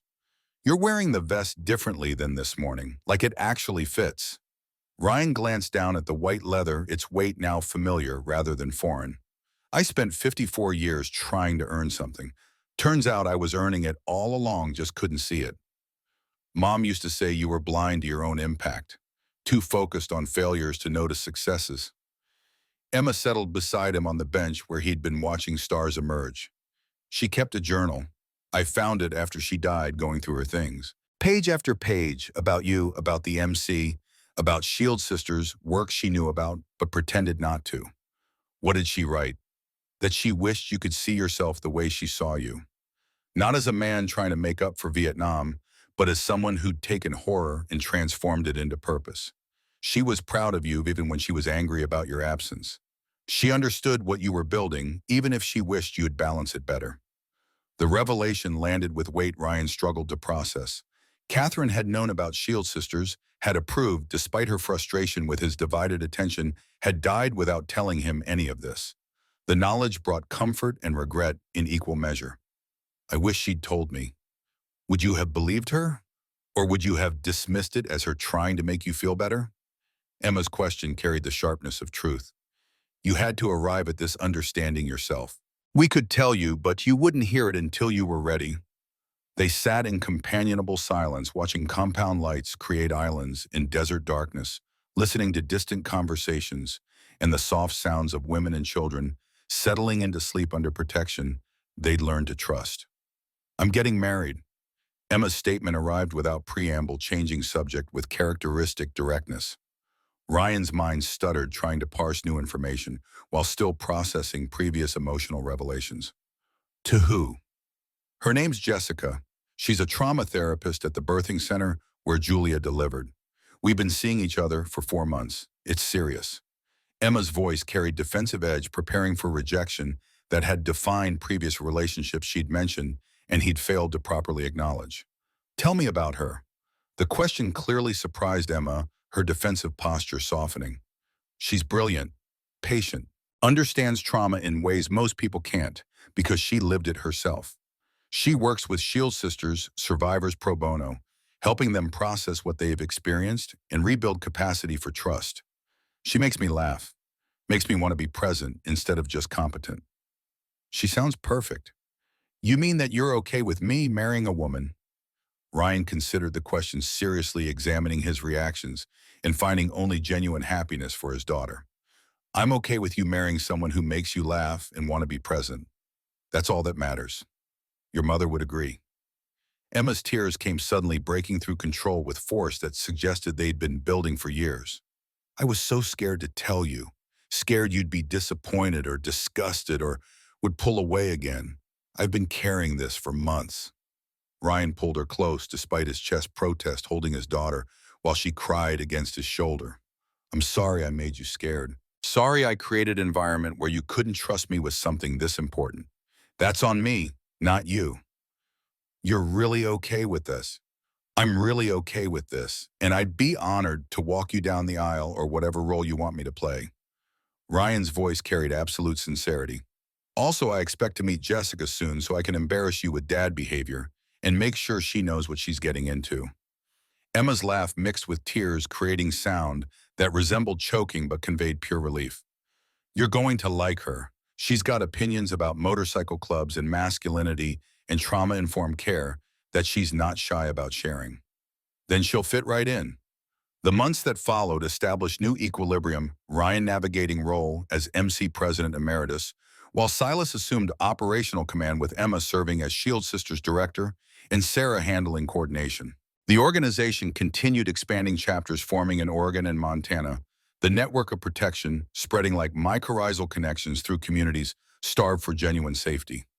Julia returned to work part-time at her nonprofit, Sarah Catherine attended by rotating Shield Sisters, who'd learned childcare was protection's first line. The baby thrived under communal attention, her personality emerging with force that suggested she'd inherited her mother's resilience and step-grandfather's determination. Ryan attended Emma's wedding in December, walking her down an aisle decorated with white leather and chrome, giving her away to a woman whose competence and compassion immediately earned his respect. Jessica greeted him with firm handshake and direct eye contact that communicated she knew exactly who he was and wouldn't tolerate any diminishment of his daughter. Emma talks about you constantly. The work you've built, the changes you're making, the relationship you're rebuilding. Don't screw it up. Ryan appreciated the bluntness. I'll do my best. For what it's worth, you make my daughter happier than I've seen her in years. That earns you permanent place in my good graces. The wedding celebration occurred at the compound Shield Sisters and MC members, mingling with therapists and social workers and the found family Emma had constructed from colleagues and survivors. Silas served as best man, his toast managing to be both profane and deeply moving. Julia gave reading about chosen family that left few dry eyes. And Ryan danced with his daughter for the first time since her high school graduation, both of them fumbling through steps they'd never properly learned. Thank you for being here. For real this time, not just physically present. Emma's voice carried contentment he'd never heard before. It means everything. I'm learning, slowly. Your mother would probably laugh at how long it's taking. She'd be crying and laughing simultaneously. Very on brand for her. Emma's smile contained Catherine's essence, that particular combination of exasperation and love. I miss her. Every day. But especially today. Me too, I'd give anything for one more conversation. One chance to tell her I finally understand what she was trying to teach me. She knew. Even if you didn't say it, she knew. Emma rested her head against his shoulder as they swayed to music. The work you're doing now, the presents you are offering, the vest you wear, that's the conversation. That's you telling her you heard. The dance ended as songs do life, moving forward with inevitable momentum. Ryan returned to his table where Silas waited with whiskey and knowing expression. You did good today. Being present, being dad, being the man Catherine always believed you could be. It only took 74 years and a near-death experience. Better late than never. Some men never figure it out at all. Silas raised his glass in toast. To Catherine, who loved a stubborn bastard and never gave up hoping he'd get his head out of his ass. They drank to that, the whiskey burning, familiar paths, the sentiment, landing with weight of absolute truth. Around them, the celebration continued, laughter and music, and the sounds of community built from tragedy, transformed into purpose. The compound had indeed become something beyond its original intention. What started as MC Clubhouse had evolved into Haven Command Center Family Home, and testament to what protection could mean when applied with intention rather than possession. 300 women had passed through its gates, each one carrying piece of its purpose forward into their rebuilt lives. Ryan wore his white vest to every Shield Sisters event, its presence communicating commitment rather than rank. Children who'd grown up in the network's protection asked to touch it, drawn to its symbolic weight. Survivors found courage in its promise, knowing that someone stood ready to defend them, absolutely. The trials concluded through winter and spring, prison sentences accumulating until the full scope of Hartley's dismantled empire could be measured in decades of incarceration. The colonel's death had denied them courtroom justice, but the evidence Marcus and Sullivan provided ensured his name would be forever associated with corruption and violence. Emma's FBI contacts kept her updated on investigations still unfolding, threads pulling that revealed connections spanning decades and continents. Hartley's security solutions had been front for operations that made Ryan's original understanding seem quaint. Arms trafficking to embargoed nations, political assassinations disguised as accidents, human trafficking networks hidden behind legitimate contractor operations. He wasn't just corrupt, Emma reported during one of their dinners. He was architect of systems that weaponize violence for profit. The damage assessment will take years, the victims number in thousands. And he died in his expensive house, never facing consequences.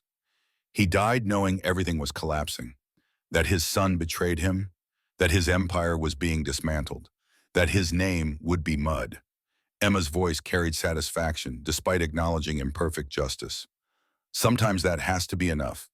He didn't get what he deserved, but he lost everything that mattered to him. Ryan had made peace with that incomplete resolution, recognizing that some debts couldn't be fully paid, some ghosts couldn't be completely exorcised.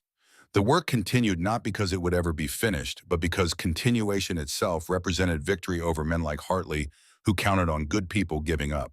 Sarah Catherine celebrated her first birthday in June, the party occupying the compound with child-appropriate decorations and cake consumption that defied logic. She'd started walking early, her determination to move independently, manifesting in constant motion, in frequent tumbles that never quite discouraged her. Ryan found himself on floor with her during the party, helping stack blocks she immediately knocked over with delighted laughter. Julia watched from nearby, her expression carrying contentment Ryan had never seen before her rescue. She loves you, asks for Papa Ryan every day. The nickname had emerged organically, Sarah Catherine's verbal attempts to say great uncle, transforming into something simpler. Ryan wore it with pride that surprised him, having never expected to occupy a grandfather-adjacent role, but discovering satisfaction in the simple act of being present for a child's development. She's extraordinary. Strong like her mother, stubborn like Jimmy, loud like her great uncle who doesn't know when to shut up. Julia's laugh carried pure joy. All excellent qualities. She's going to change the world someday. I can feel it. She already has. Her existence proves that violence doesn't get final word, that survivors can build futures worth living, that promises kept across generations matter. The party continued around them, Shield Sisters and MC members and children creating chaos that somehow felt ordered by shared purpose. Ryan absorbed the scene, committing it to memory against future when his presence would be reduced to photographs and stories. His heart had stabilized under medication management and lifestyle changes. Torres cautiously optimistic about prognosis that extended measured in years rather than months. The surgery had bought time, and Ryan was learning to use it wisely, present for moments that mattered rather than obsessed with crises that might never materialize. Emma and Jessica announced pregnancy in August, their joy complicated by awareness that Ryan's time remained finite despite medical interventions. They asked him to be involved, to share in the child's life, however long his lasted, to pass forward the lessons he'd learned too late to fully apply to his own parenting. We want them to know you, not the legend or the president or the man in the white vest, just you. Grandpa Ryan, with your terrible jokes and your stubborn insistence on doing things your way. Emma's hand rested on her barely visible bump. They deserve to know where they come from, who fought for the world they'll inherit. Ryan accepted this responsibility with gratitude mixed with determination to be worthy of it. He'd failed Catherine through absence and failed Emma through distance. This child would know him properly, would understand that legacy wasn't perfection, but continuous effort to do better. The MC held elections in September, formalizing what had been practical reality for months. Silas became president with unanimous vote. Ryan accepting emeritus title that conveyed honor without operational authority. The transition felt right natural progression that allowed the organization to evolve beyond its founder. Ryan's role shifted to advisory and ceremonial. His white vest granting authority derived from respect rather than rank. He attended church meetings but rarely spoke unless asked directly. He wrote in formations but no longer at point position. He offered wisdom when requested and silence when appropriate. The letting go hurt less than expected liberation, offsetting loss of control. Silas led with competence that validated every choice Ryan had made, preparing him for command. The MC thrived under leadership that brought fresh perspective while maintaining core values. Autumn arrived with temperature drops that made Arizona briefly livable desert, blooming in response to summer monsoons. The compound prepared for another annual gathering, Sarah coordinating logistics, while Emma managed legal and governmental relationships that had grown increasingly complex as the organization expanded. Ryan spent the week before the gathering in quiet reflection, walking the property boundaries, and remembering 5 Marines who'd never made it home from Vietnam. Their ghosts had driven him for 54 years, their memories transformed into purpose that saved hundreds of women and children from violence. Jimmy Morrison's voice echoed across decades, those final words whispered through sucking chest wound. Watch over her. Make sure she knows she matters. Ryan had kept that promise despite complications and failures. Julia's survival and Sarah Catherine's existence, proving that some debts could indeed be paid forward across generations and through family lines redefined by choice rather than blood. The gathering commenced with traditional opening ceremony, Shield sisters from 8 states arriving with their children and supporters, and the found family they'd constructed from shared trauma and mutual aid. Ryan stood on platform wearing his white vest, Silas beside him in presidential leather, Sarah and Emma flanking them in their coordinator roles. 10 years ago, this network consisted of one safe house and desperate hope that we could make difference. Ryan addressed the assembled crowd, his voice carrying across the compound. Today we coordinate 43 locations, we've helped 800 women rebuild their lives, and we've demonstrated that protection offered with respect rather than possession can transform communities. And the crowd applauded recognition of collective achievement rather than individual accomplishment. Ryan continued after the sound faded. I'm stepping back from daily operations. My heart literally can't sustain the pace anymore, and I've learned that legacy isn't about doing everything yourself, it's about building something that continues when you can't. Sarah Chen and Emma Wolf will lead this organization forward. I trust them absolutely. You should too. Sarah stepped forward, her confidence reflecting the transformation from traumatized survivor to competent leader. We're expanding services beyond emergency extraction, education programs, job training, legal advocacy, financial planning. We're not just saving women from immediate danger, we're giving them tools to build lives where they never need saving again. Emma added details about legislative advocacy and partnership with law enforcement agencies that had proven trustworthy. The Shield Sisters network was becoming institutionalized, gaining legitimacy that would outlast any individual member's involvement. Ryan listened with satisfaction, hearing his work spoken of in past tense by people who would carry it into future he might not see. This was what Catherine had tried to teach him, that leadership meant empowering others, that legacy was measured by who continued after you stopped. The gathering's centerpiece occurred on the second evening, another vest ceremony that Sarah had planned with characteristic attention to meaningful detail. The compound's courtyard had been transformed lights, creating atmosphere that felt simultaneously sacred and celebratory. 3 women stood on platform, each one representing different stages of recovery and different paths to leadership. Margaret, whose daughter had testified against her abuser 3 years prior. Amy Chen, who'd overcome her coerced betrayal to become instrumental coordinator. And Rachel, the former lawyer, who'd escaped her own abuse to provide legal services that had secured dozens of protective orders and divorce settlements. Silas stood at ceremony's center, his authority as president lending weight to ritual that had become Shield Sisters' tradition. Ryan occupied honored position to the side witness rather than participant, his white vest reminder of what these awards represented. We gathered to honor 3 women who embody everything this network represents. Silas's voice carried ceremonial gravity. Each of them survived violence that should have destroyed them. Each of them chose to transform that survival into service. Each of them has proven through action that courage isn't absence of fear, but refusal to let fear define choices. The vests emerged from ceremonial boxes, white leather gleaming in the lights, each one bearing the recipient's name and the single word that had become synonymous with Shield Sisters, Promise Untouchable. One by one, the women received their vests, each ceremony personalized with stories of their specific contributions and sacrifices. Margaret wept as Silas described how her advocacy had helped change state legislation around domestic violence reporting. Amy's vest came with acknowledgement of her courage in confessing her coerced betrayal and subsequent work to secure her brother's testimony against Sullivan. Rachel's ceremony detailed the hundreds of hours she donated providing legal services that transformed survivors from victims into agents of their own liberation.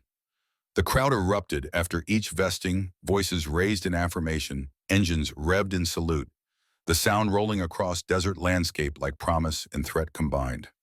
Ryan watched from his position, pride swelling in chest, already strained by emotional weight.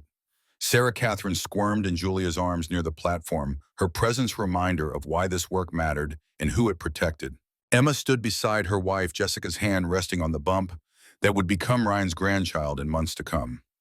Silas commanded with authority that honored the organization Ryan had built while pushing it toward evolution he couldn't have imagined alone.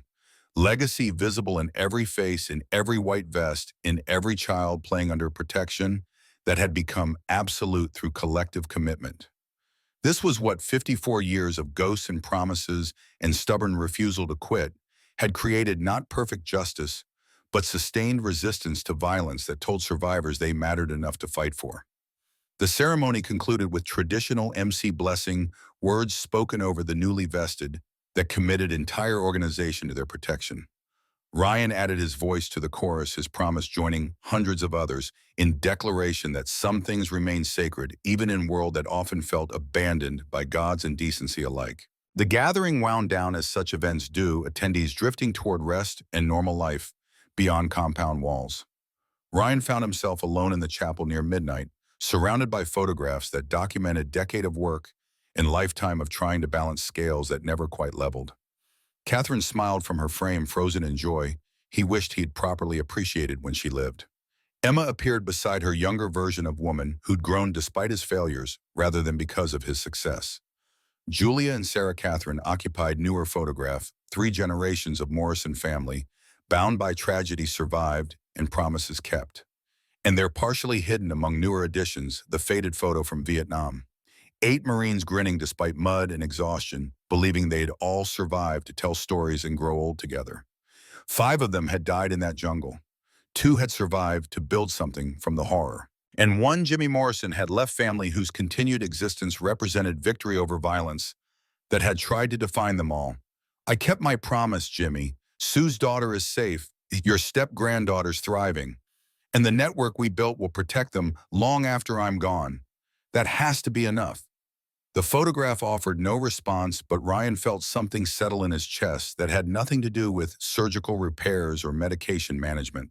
Peace, maybe. Acceptance that some debts had been paid as fully as possible, that some promises had been kept despite failures and detours, and the accumulated damage of carrying ghosts. Silas appeared in the doorway, his presence announced by the particular silence that surrounded men comfortable with their own company. He carried 2 beers despite the late hours, settling beside Ryan on the bench without invitation or apology. You did good, building this, passing it forward, making sure it continues. Catherine would be proud. Hell, I'm proud. Ryan accepted the beer, its cold weight familiar in ways that transcended beverage and entered territory of ritual. I'm 74 years old, hearts rebuilt, daughters pregnant, goddaughters raised a baby who calls me Papa. MC's thriving under your leadership. Shield Sisters has become something beyond what I imagined. I should feel satisfied. But you don't. I feel like I'm waiting for the other shoe to drop. For some Christ that requires my intervention. For proof that I still matter. Ryan's laugh carried no humor. Turns out learning to let go is harder than learning to fight. You matter, just differently than before. As witness advisor, the old man who built foundation everyone else builds on. That's legitimate legacy. That's something. Silas took long pull from his beer. We survived Vietnam, survived 54 years of ghosts and violence, and building something good from horror. We get to rest now. That's not giving up. That's victory. They drank in comfortable silence, two old warriors contemplating survival, and the strange peace that comes from battles finally fought to completion. Through the chapel windows, stars wheeled overhead in patterns that had witnessed human struggle since species first looked up and wondered about meaning. Catherine left you something. Silas pulled an envelope from his vest, its edges worn from carrying. She gave it to me 5 years ago, made me promise to deliver it when you finally figured your shit out. Said I'd know when the time was right. Ryan's hands trembled, accepting the envelope, Catherine's handwriting rendering his name with familiar precision. He opened it carefully, unfolding pages that smelled faintly of her perfume, despite years of storage. The letter began without preamble, Catherine's voice emerging from ink and paper with force that transcended death's separation. Ryan, if you're reading this, it means you finally learned to be present instead of just present adjacent. It means you stopped fighting ghosts long enough to see the life happening around you. It means you figured out what I spent 40 years trying to teach you: legacy isn't what you build. It's who you become in the building. Ryan's vision blurred, tears threatening to fall as he continued reading. I'm not angry about the time you spent on Shield Sisters or the MC or hunting Hartley. I'm sad we didn't get more time where you were fully here with me. But I understood. I always understood. You were trying to save everyone you couldn't save in Vietnam, trying to keep promises to dead men, trying to prove your life mattered. I get it. I just wished you'd realize sooner that your life mattered to me, regardless of what you accomplished. The letter continued across 3 pages, Catherine's observations about their marriage and his struggles and the work he'd built, mixing with love and frustration and ultimate acceptance of who he was beneath all the armor. You're a good man, Ryan Wolf. Stubborn as hell, emotionally constipated, obsessed with causes that consume you. But good. You protected women who had no one else. You built brotherhood that actually means something. You kept promises when most men would have moved on. That counts. That matters. Don't let anyone tell you different. The final paragraph hit hardest. I'm dying as I write this. Cancer's won, despite the treatments and prayers and desperate hope. I'm not scared of dying. I'm scared of leaving you alone because I know you'll use my death as excuse to work yourself to death. Don't. Please. Live for Emma. Live for Julia and for the baby she'll have someday. Live for all the women whose lives you've saved and will save. But mostly live for yourself. Let yourself be happy. Let yourself rest. You earned it. I love you. I always loved you. Even when you made it really hard. Ryan folded the letter with shaking hands, its weight somehow heavier than its physical mass suggested. Silas maintained respectful silence, his presence solid and grounding without demanding response. She knew all along what I was doing, why it mattered, what it could. Ryan's voice emerged rough, and she loved me anyway. She did, despite everything she did. That's what you're honoring now, her faith that you'd eventually figure it out. Silas stood, beer finished. I'm heading to bed. You should too. Tomorrow starts planning for next year's gathering, and Sarah's already got 17 new initiatives she wants to implement. Ryan remained in the chapel after Silas left, Catherine's letter rereading itself in memory's theater. She'd seen him clearly, all his flaws and obsessions and desperate need to matter, and had chosen love despite knowing he'd never quite reciprocate with the presence she deserved. But he could honor her memory by being present now. For Emma and Jessica and the coming grandchild. For Julia and Sarah Catherine. For the Shield Sisters network and the women it protected. For himself, finally allowing rest Catherine had urged, and he denied until forced by failing heart and accumulated exhaustion. The months that followed established rhythms Ryan had never quite allowed himself to experience. Mornings with coffee and newspapers rather than crisis planning. Afternoons helping with childcare or attending Emma's prenatal appointments. Evenings at the compound, watching newer members take on responsibilities he'd once hoarded. Emma gave birth in March, a boy they named James Ryan Walsh Wolf, honoring Jimmy Morrison and acknowledging Ryan's presence while maintaining Emma's married identity. Ryan held his grandson with same reverence he'd shown Sarah Catherine, understanding now what Catherine had tried to teach him about priorities and presence. He's perfect. He's loud and demanding and keeps us up all night, Emma corrected with exhausted smile. But yeah, he's perfect, and he's yours as much as ours. We want you involved, teaching him about honor and brotherhood and what it means to stand up for people who can't defend themselves. I'm not sure I'm qualified to teach anyone anything. I spent most of my life getting things wrong. Then teach him that getting things wrong doesn't mean giving up, that redemption is possible, that legacy is measured not in perfection, but in continuous effort to do better. Emma's eyes shone with emotion. That's what you taught me, eventually. That's what I want him to know. Ryan accepted this responsibility, this final chance to get grandfathering right, despite all his earlier failures. He attended James's milestones with presence Catherine would have recognized as the man she'd always believed existed beneath armor and causes. He read books and changed diapers and did the unglamorous work of showing up consistently. The Shield Sisters network continued expanding, chapters forming in 12 states, now the model proving replicable beyond Arizona's borders.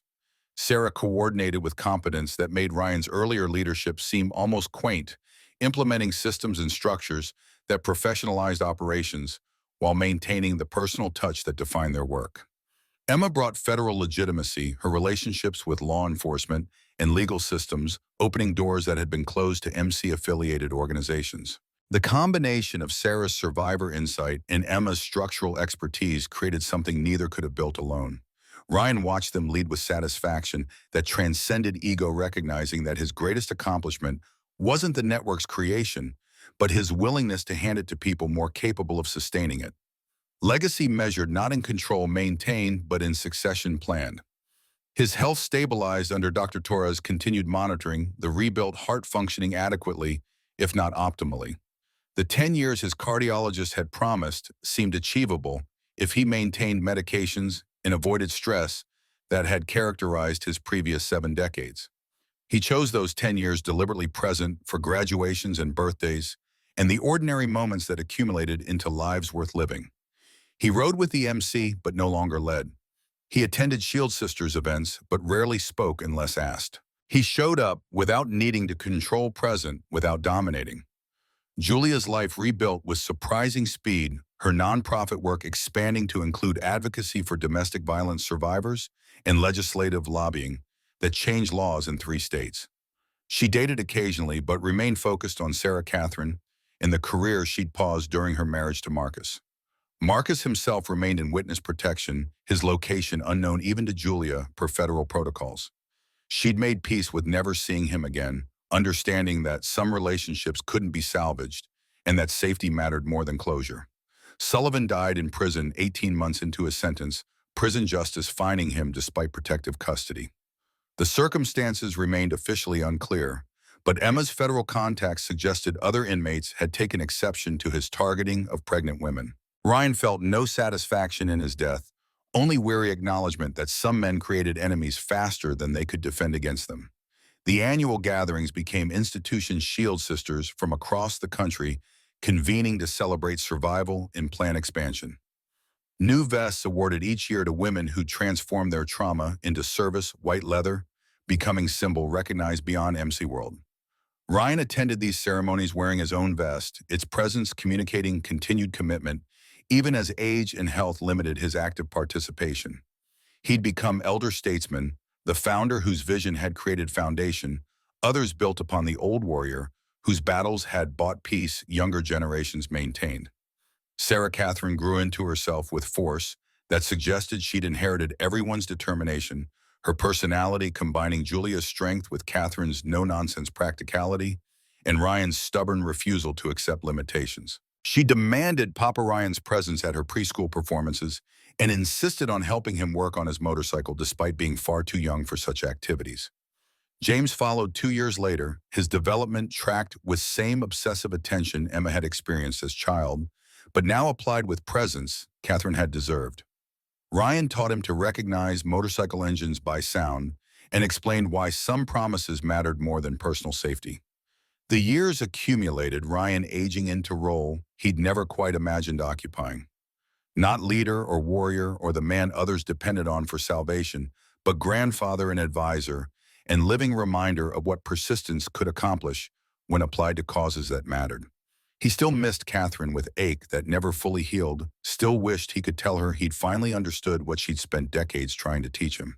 But he honored her memory through presence she'd valued and legacy she'd urged through showing up for people who mattered while they could still appreciate his attendance. The white vest he wore became talisman, its symbolism evolving beyond personal protection into representation of values the entire network embodied. Survivors saw it and knew safety was possible. Abusers saw it and understood consequences were real. And Ryan wore it knowing he had earned the honor not through perfection, but through 5 decades of trying to keep promises despite failures and detours. On quiet evenings at the compound, he'd sit in the chapel surrounded by photographs that document a journey from young Marine to dying MC president to elder statesman who'd learned to let go. Catherine smiled from her frame. Emma stood with her family. Julia held Sarah Catherine. And the faded photo from Vietnam reminded him where it all started. 8 Marines who'd believed they'd survived together, feet, who'd died too, who'd carried on, and promises kept across 54 years. The ghosts had finally quieted their demands, satisfied by evidence that their deaths had meant something, that the betrayal that killed them had ultimately failed to destroy what mattered. Hartley's empire had crumbled. His associates faced decades in prison. His name was mud. And the women he'd targeted through contractors and associates had found protection that outlasted his schemes, not perfect justice. Never perfect, but sufficient. Ryan Wolf, 79 years old with rebuilt heart and accumulated wisdom purchased through failure, had finally found peace. Not through victory or vindication, but through acceptance that some battles couldn't be won, some debts couldn't be fully paid, and legacy was measured not in what you accomplished, but in who continued your work when you couldn't. The last ride had ended, the shield held, and the untouchable had finally learned to rest.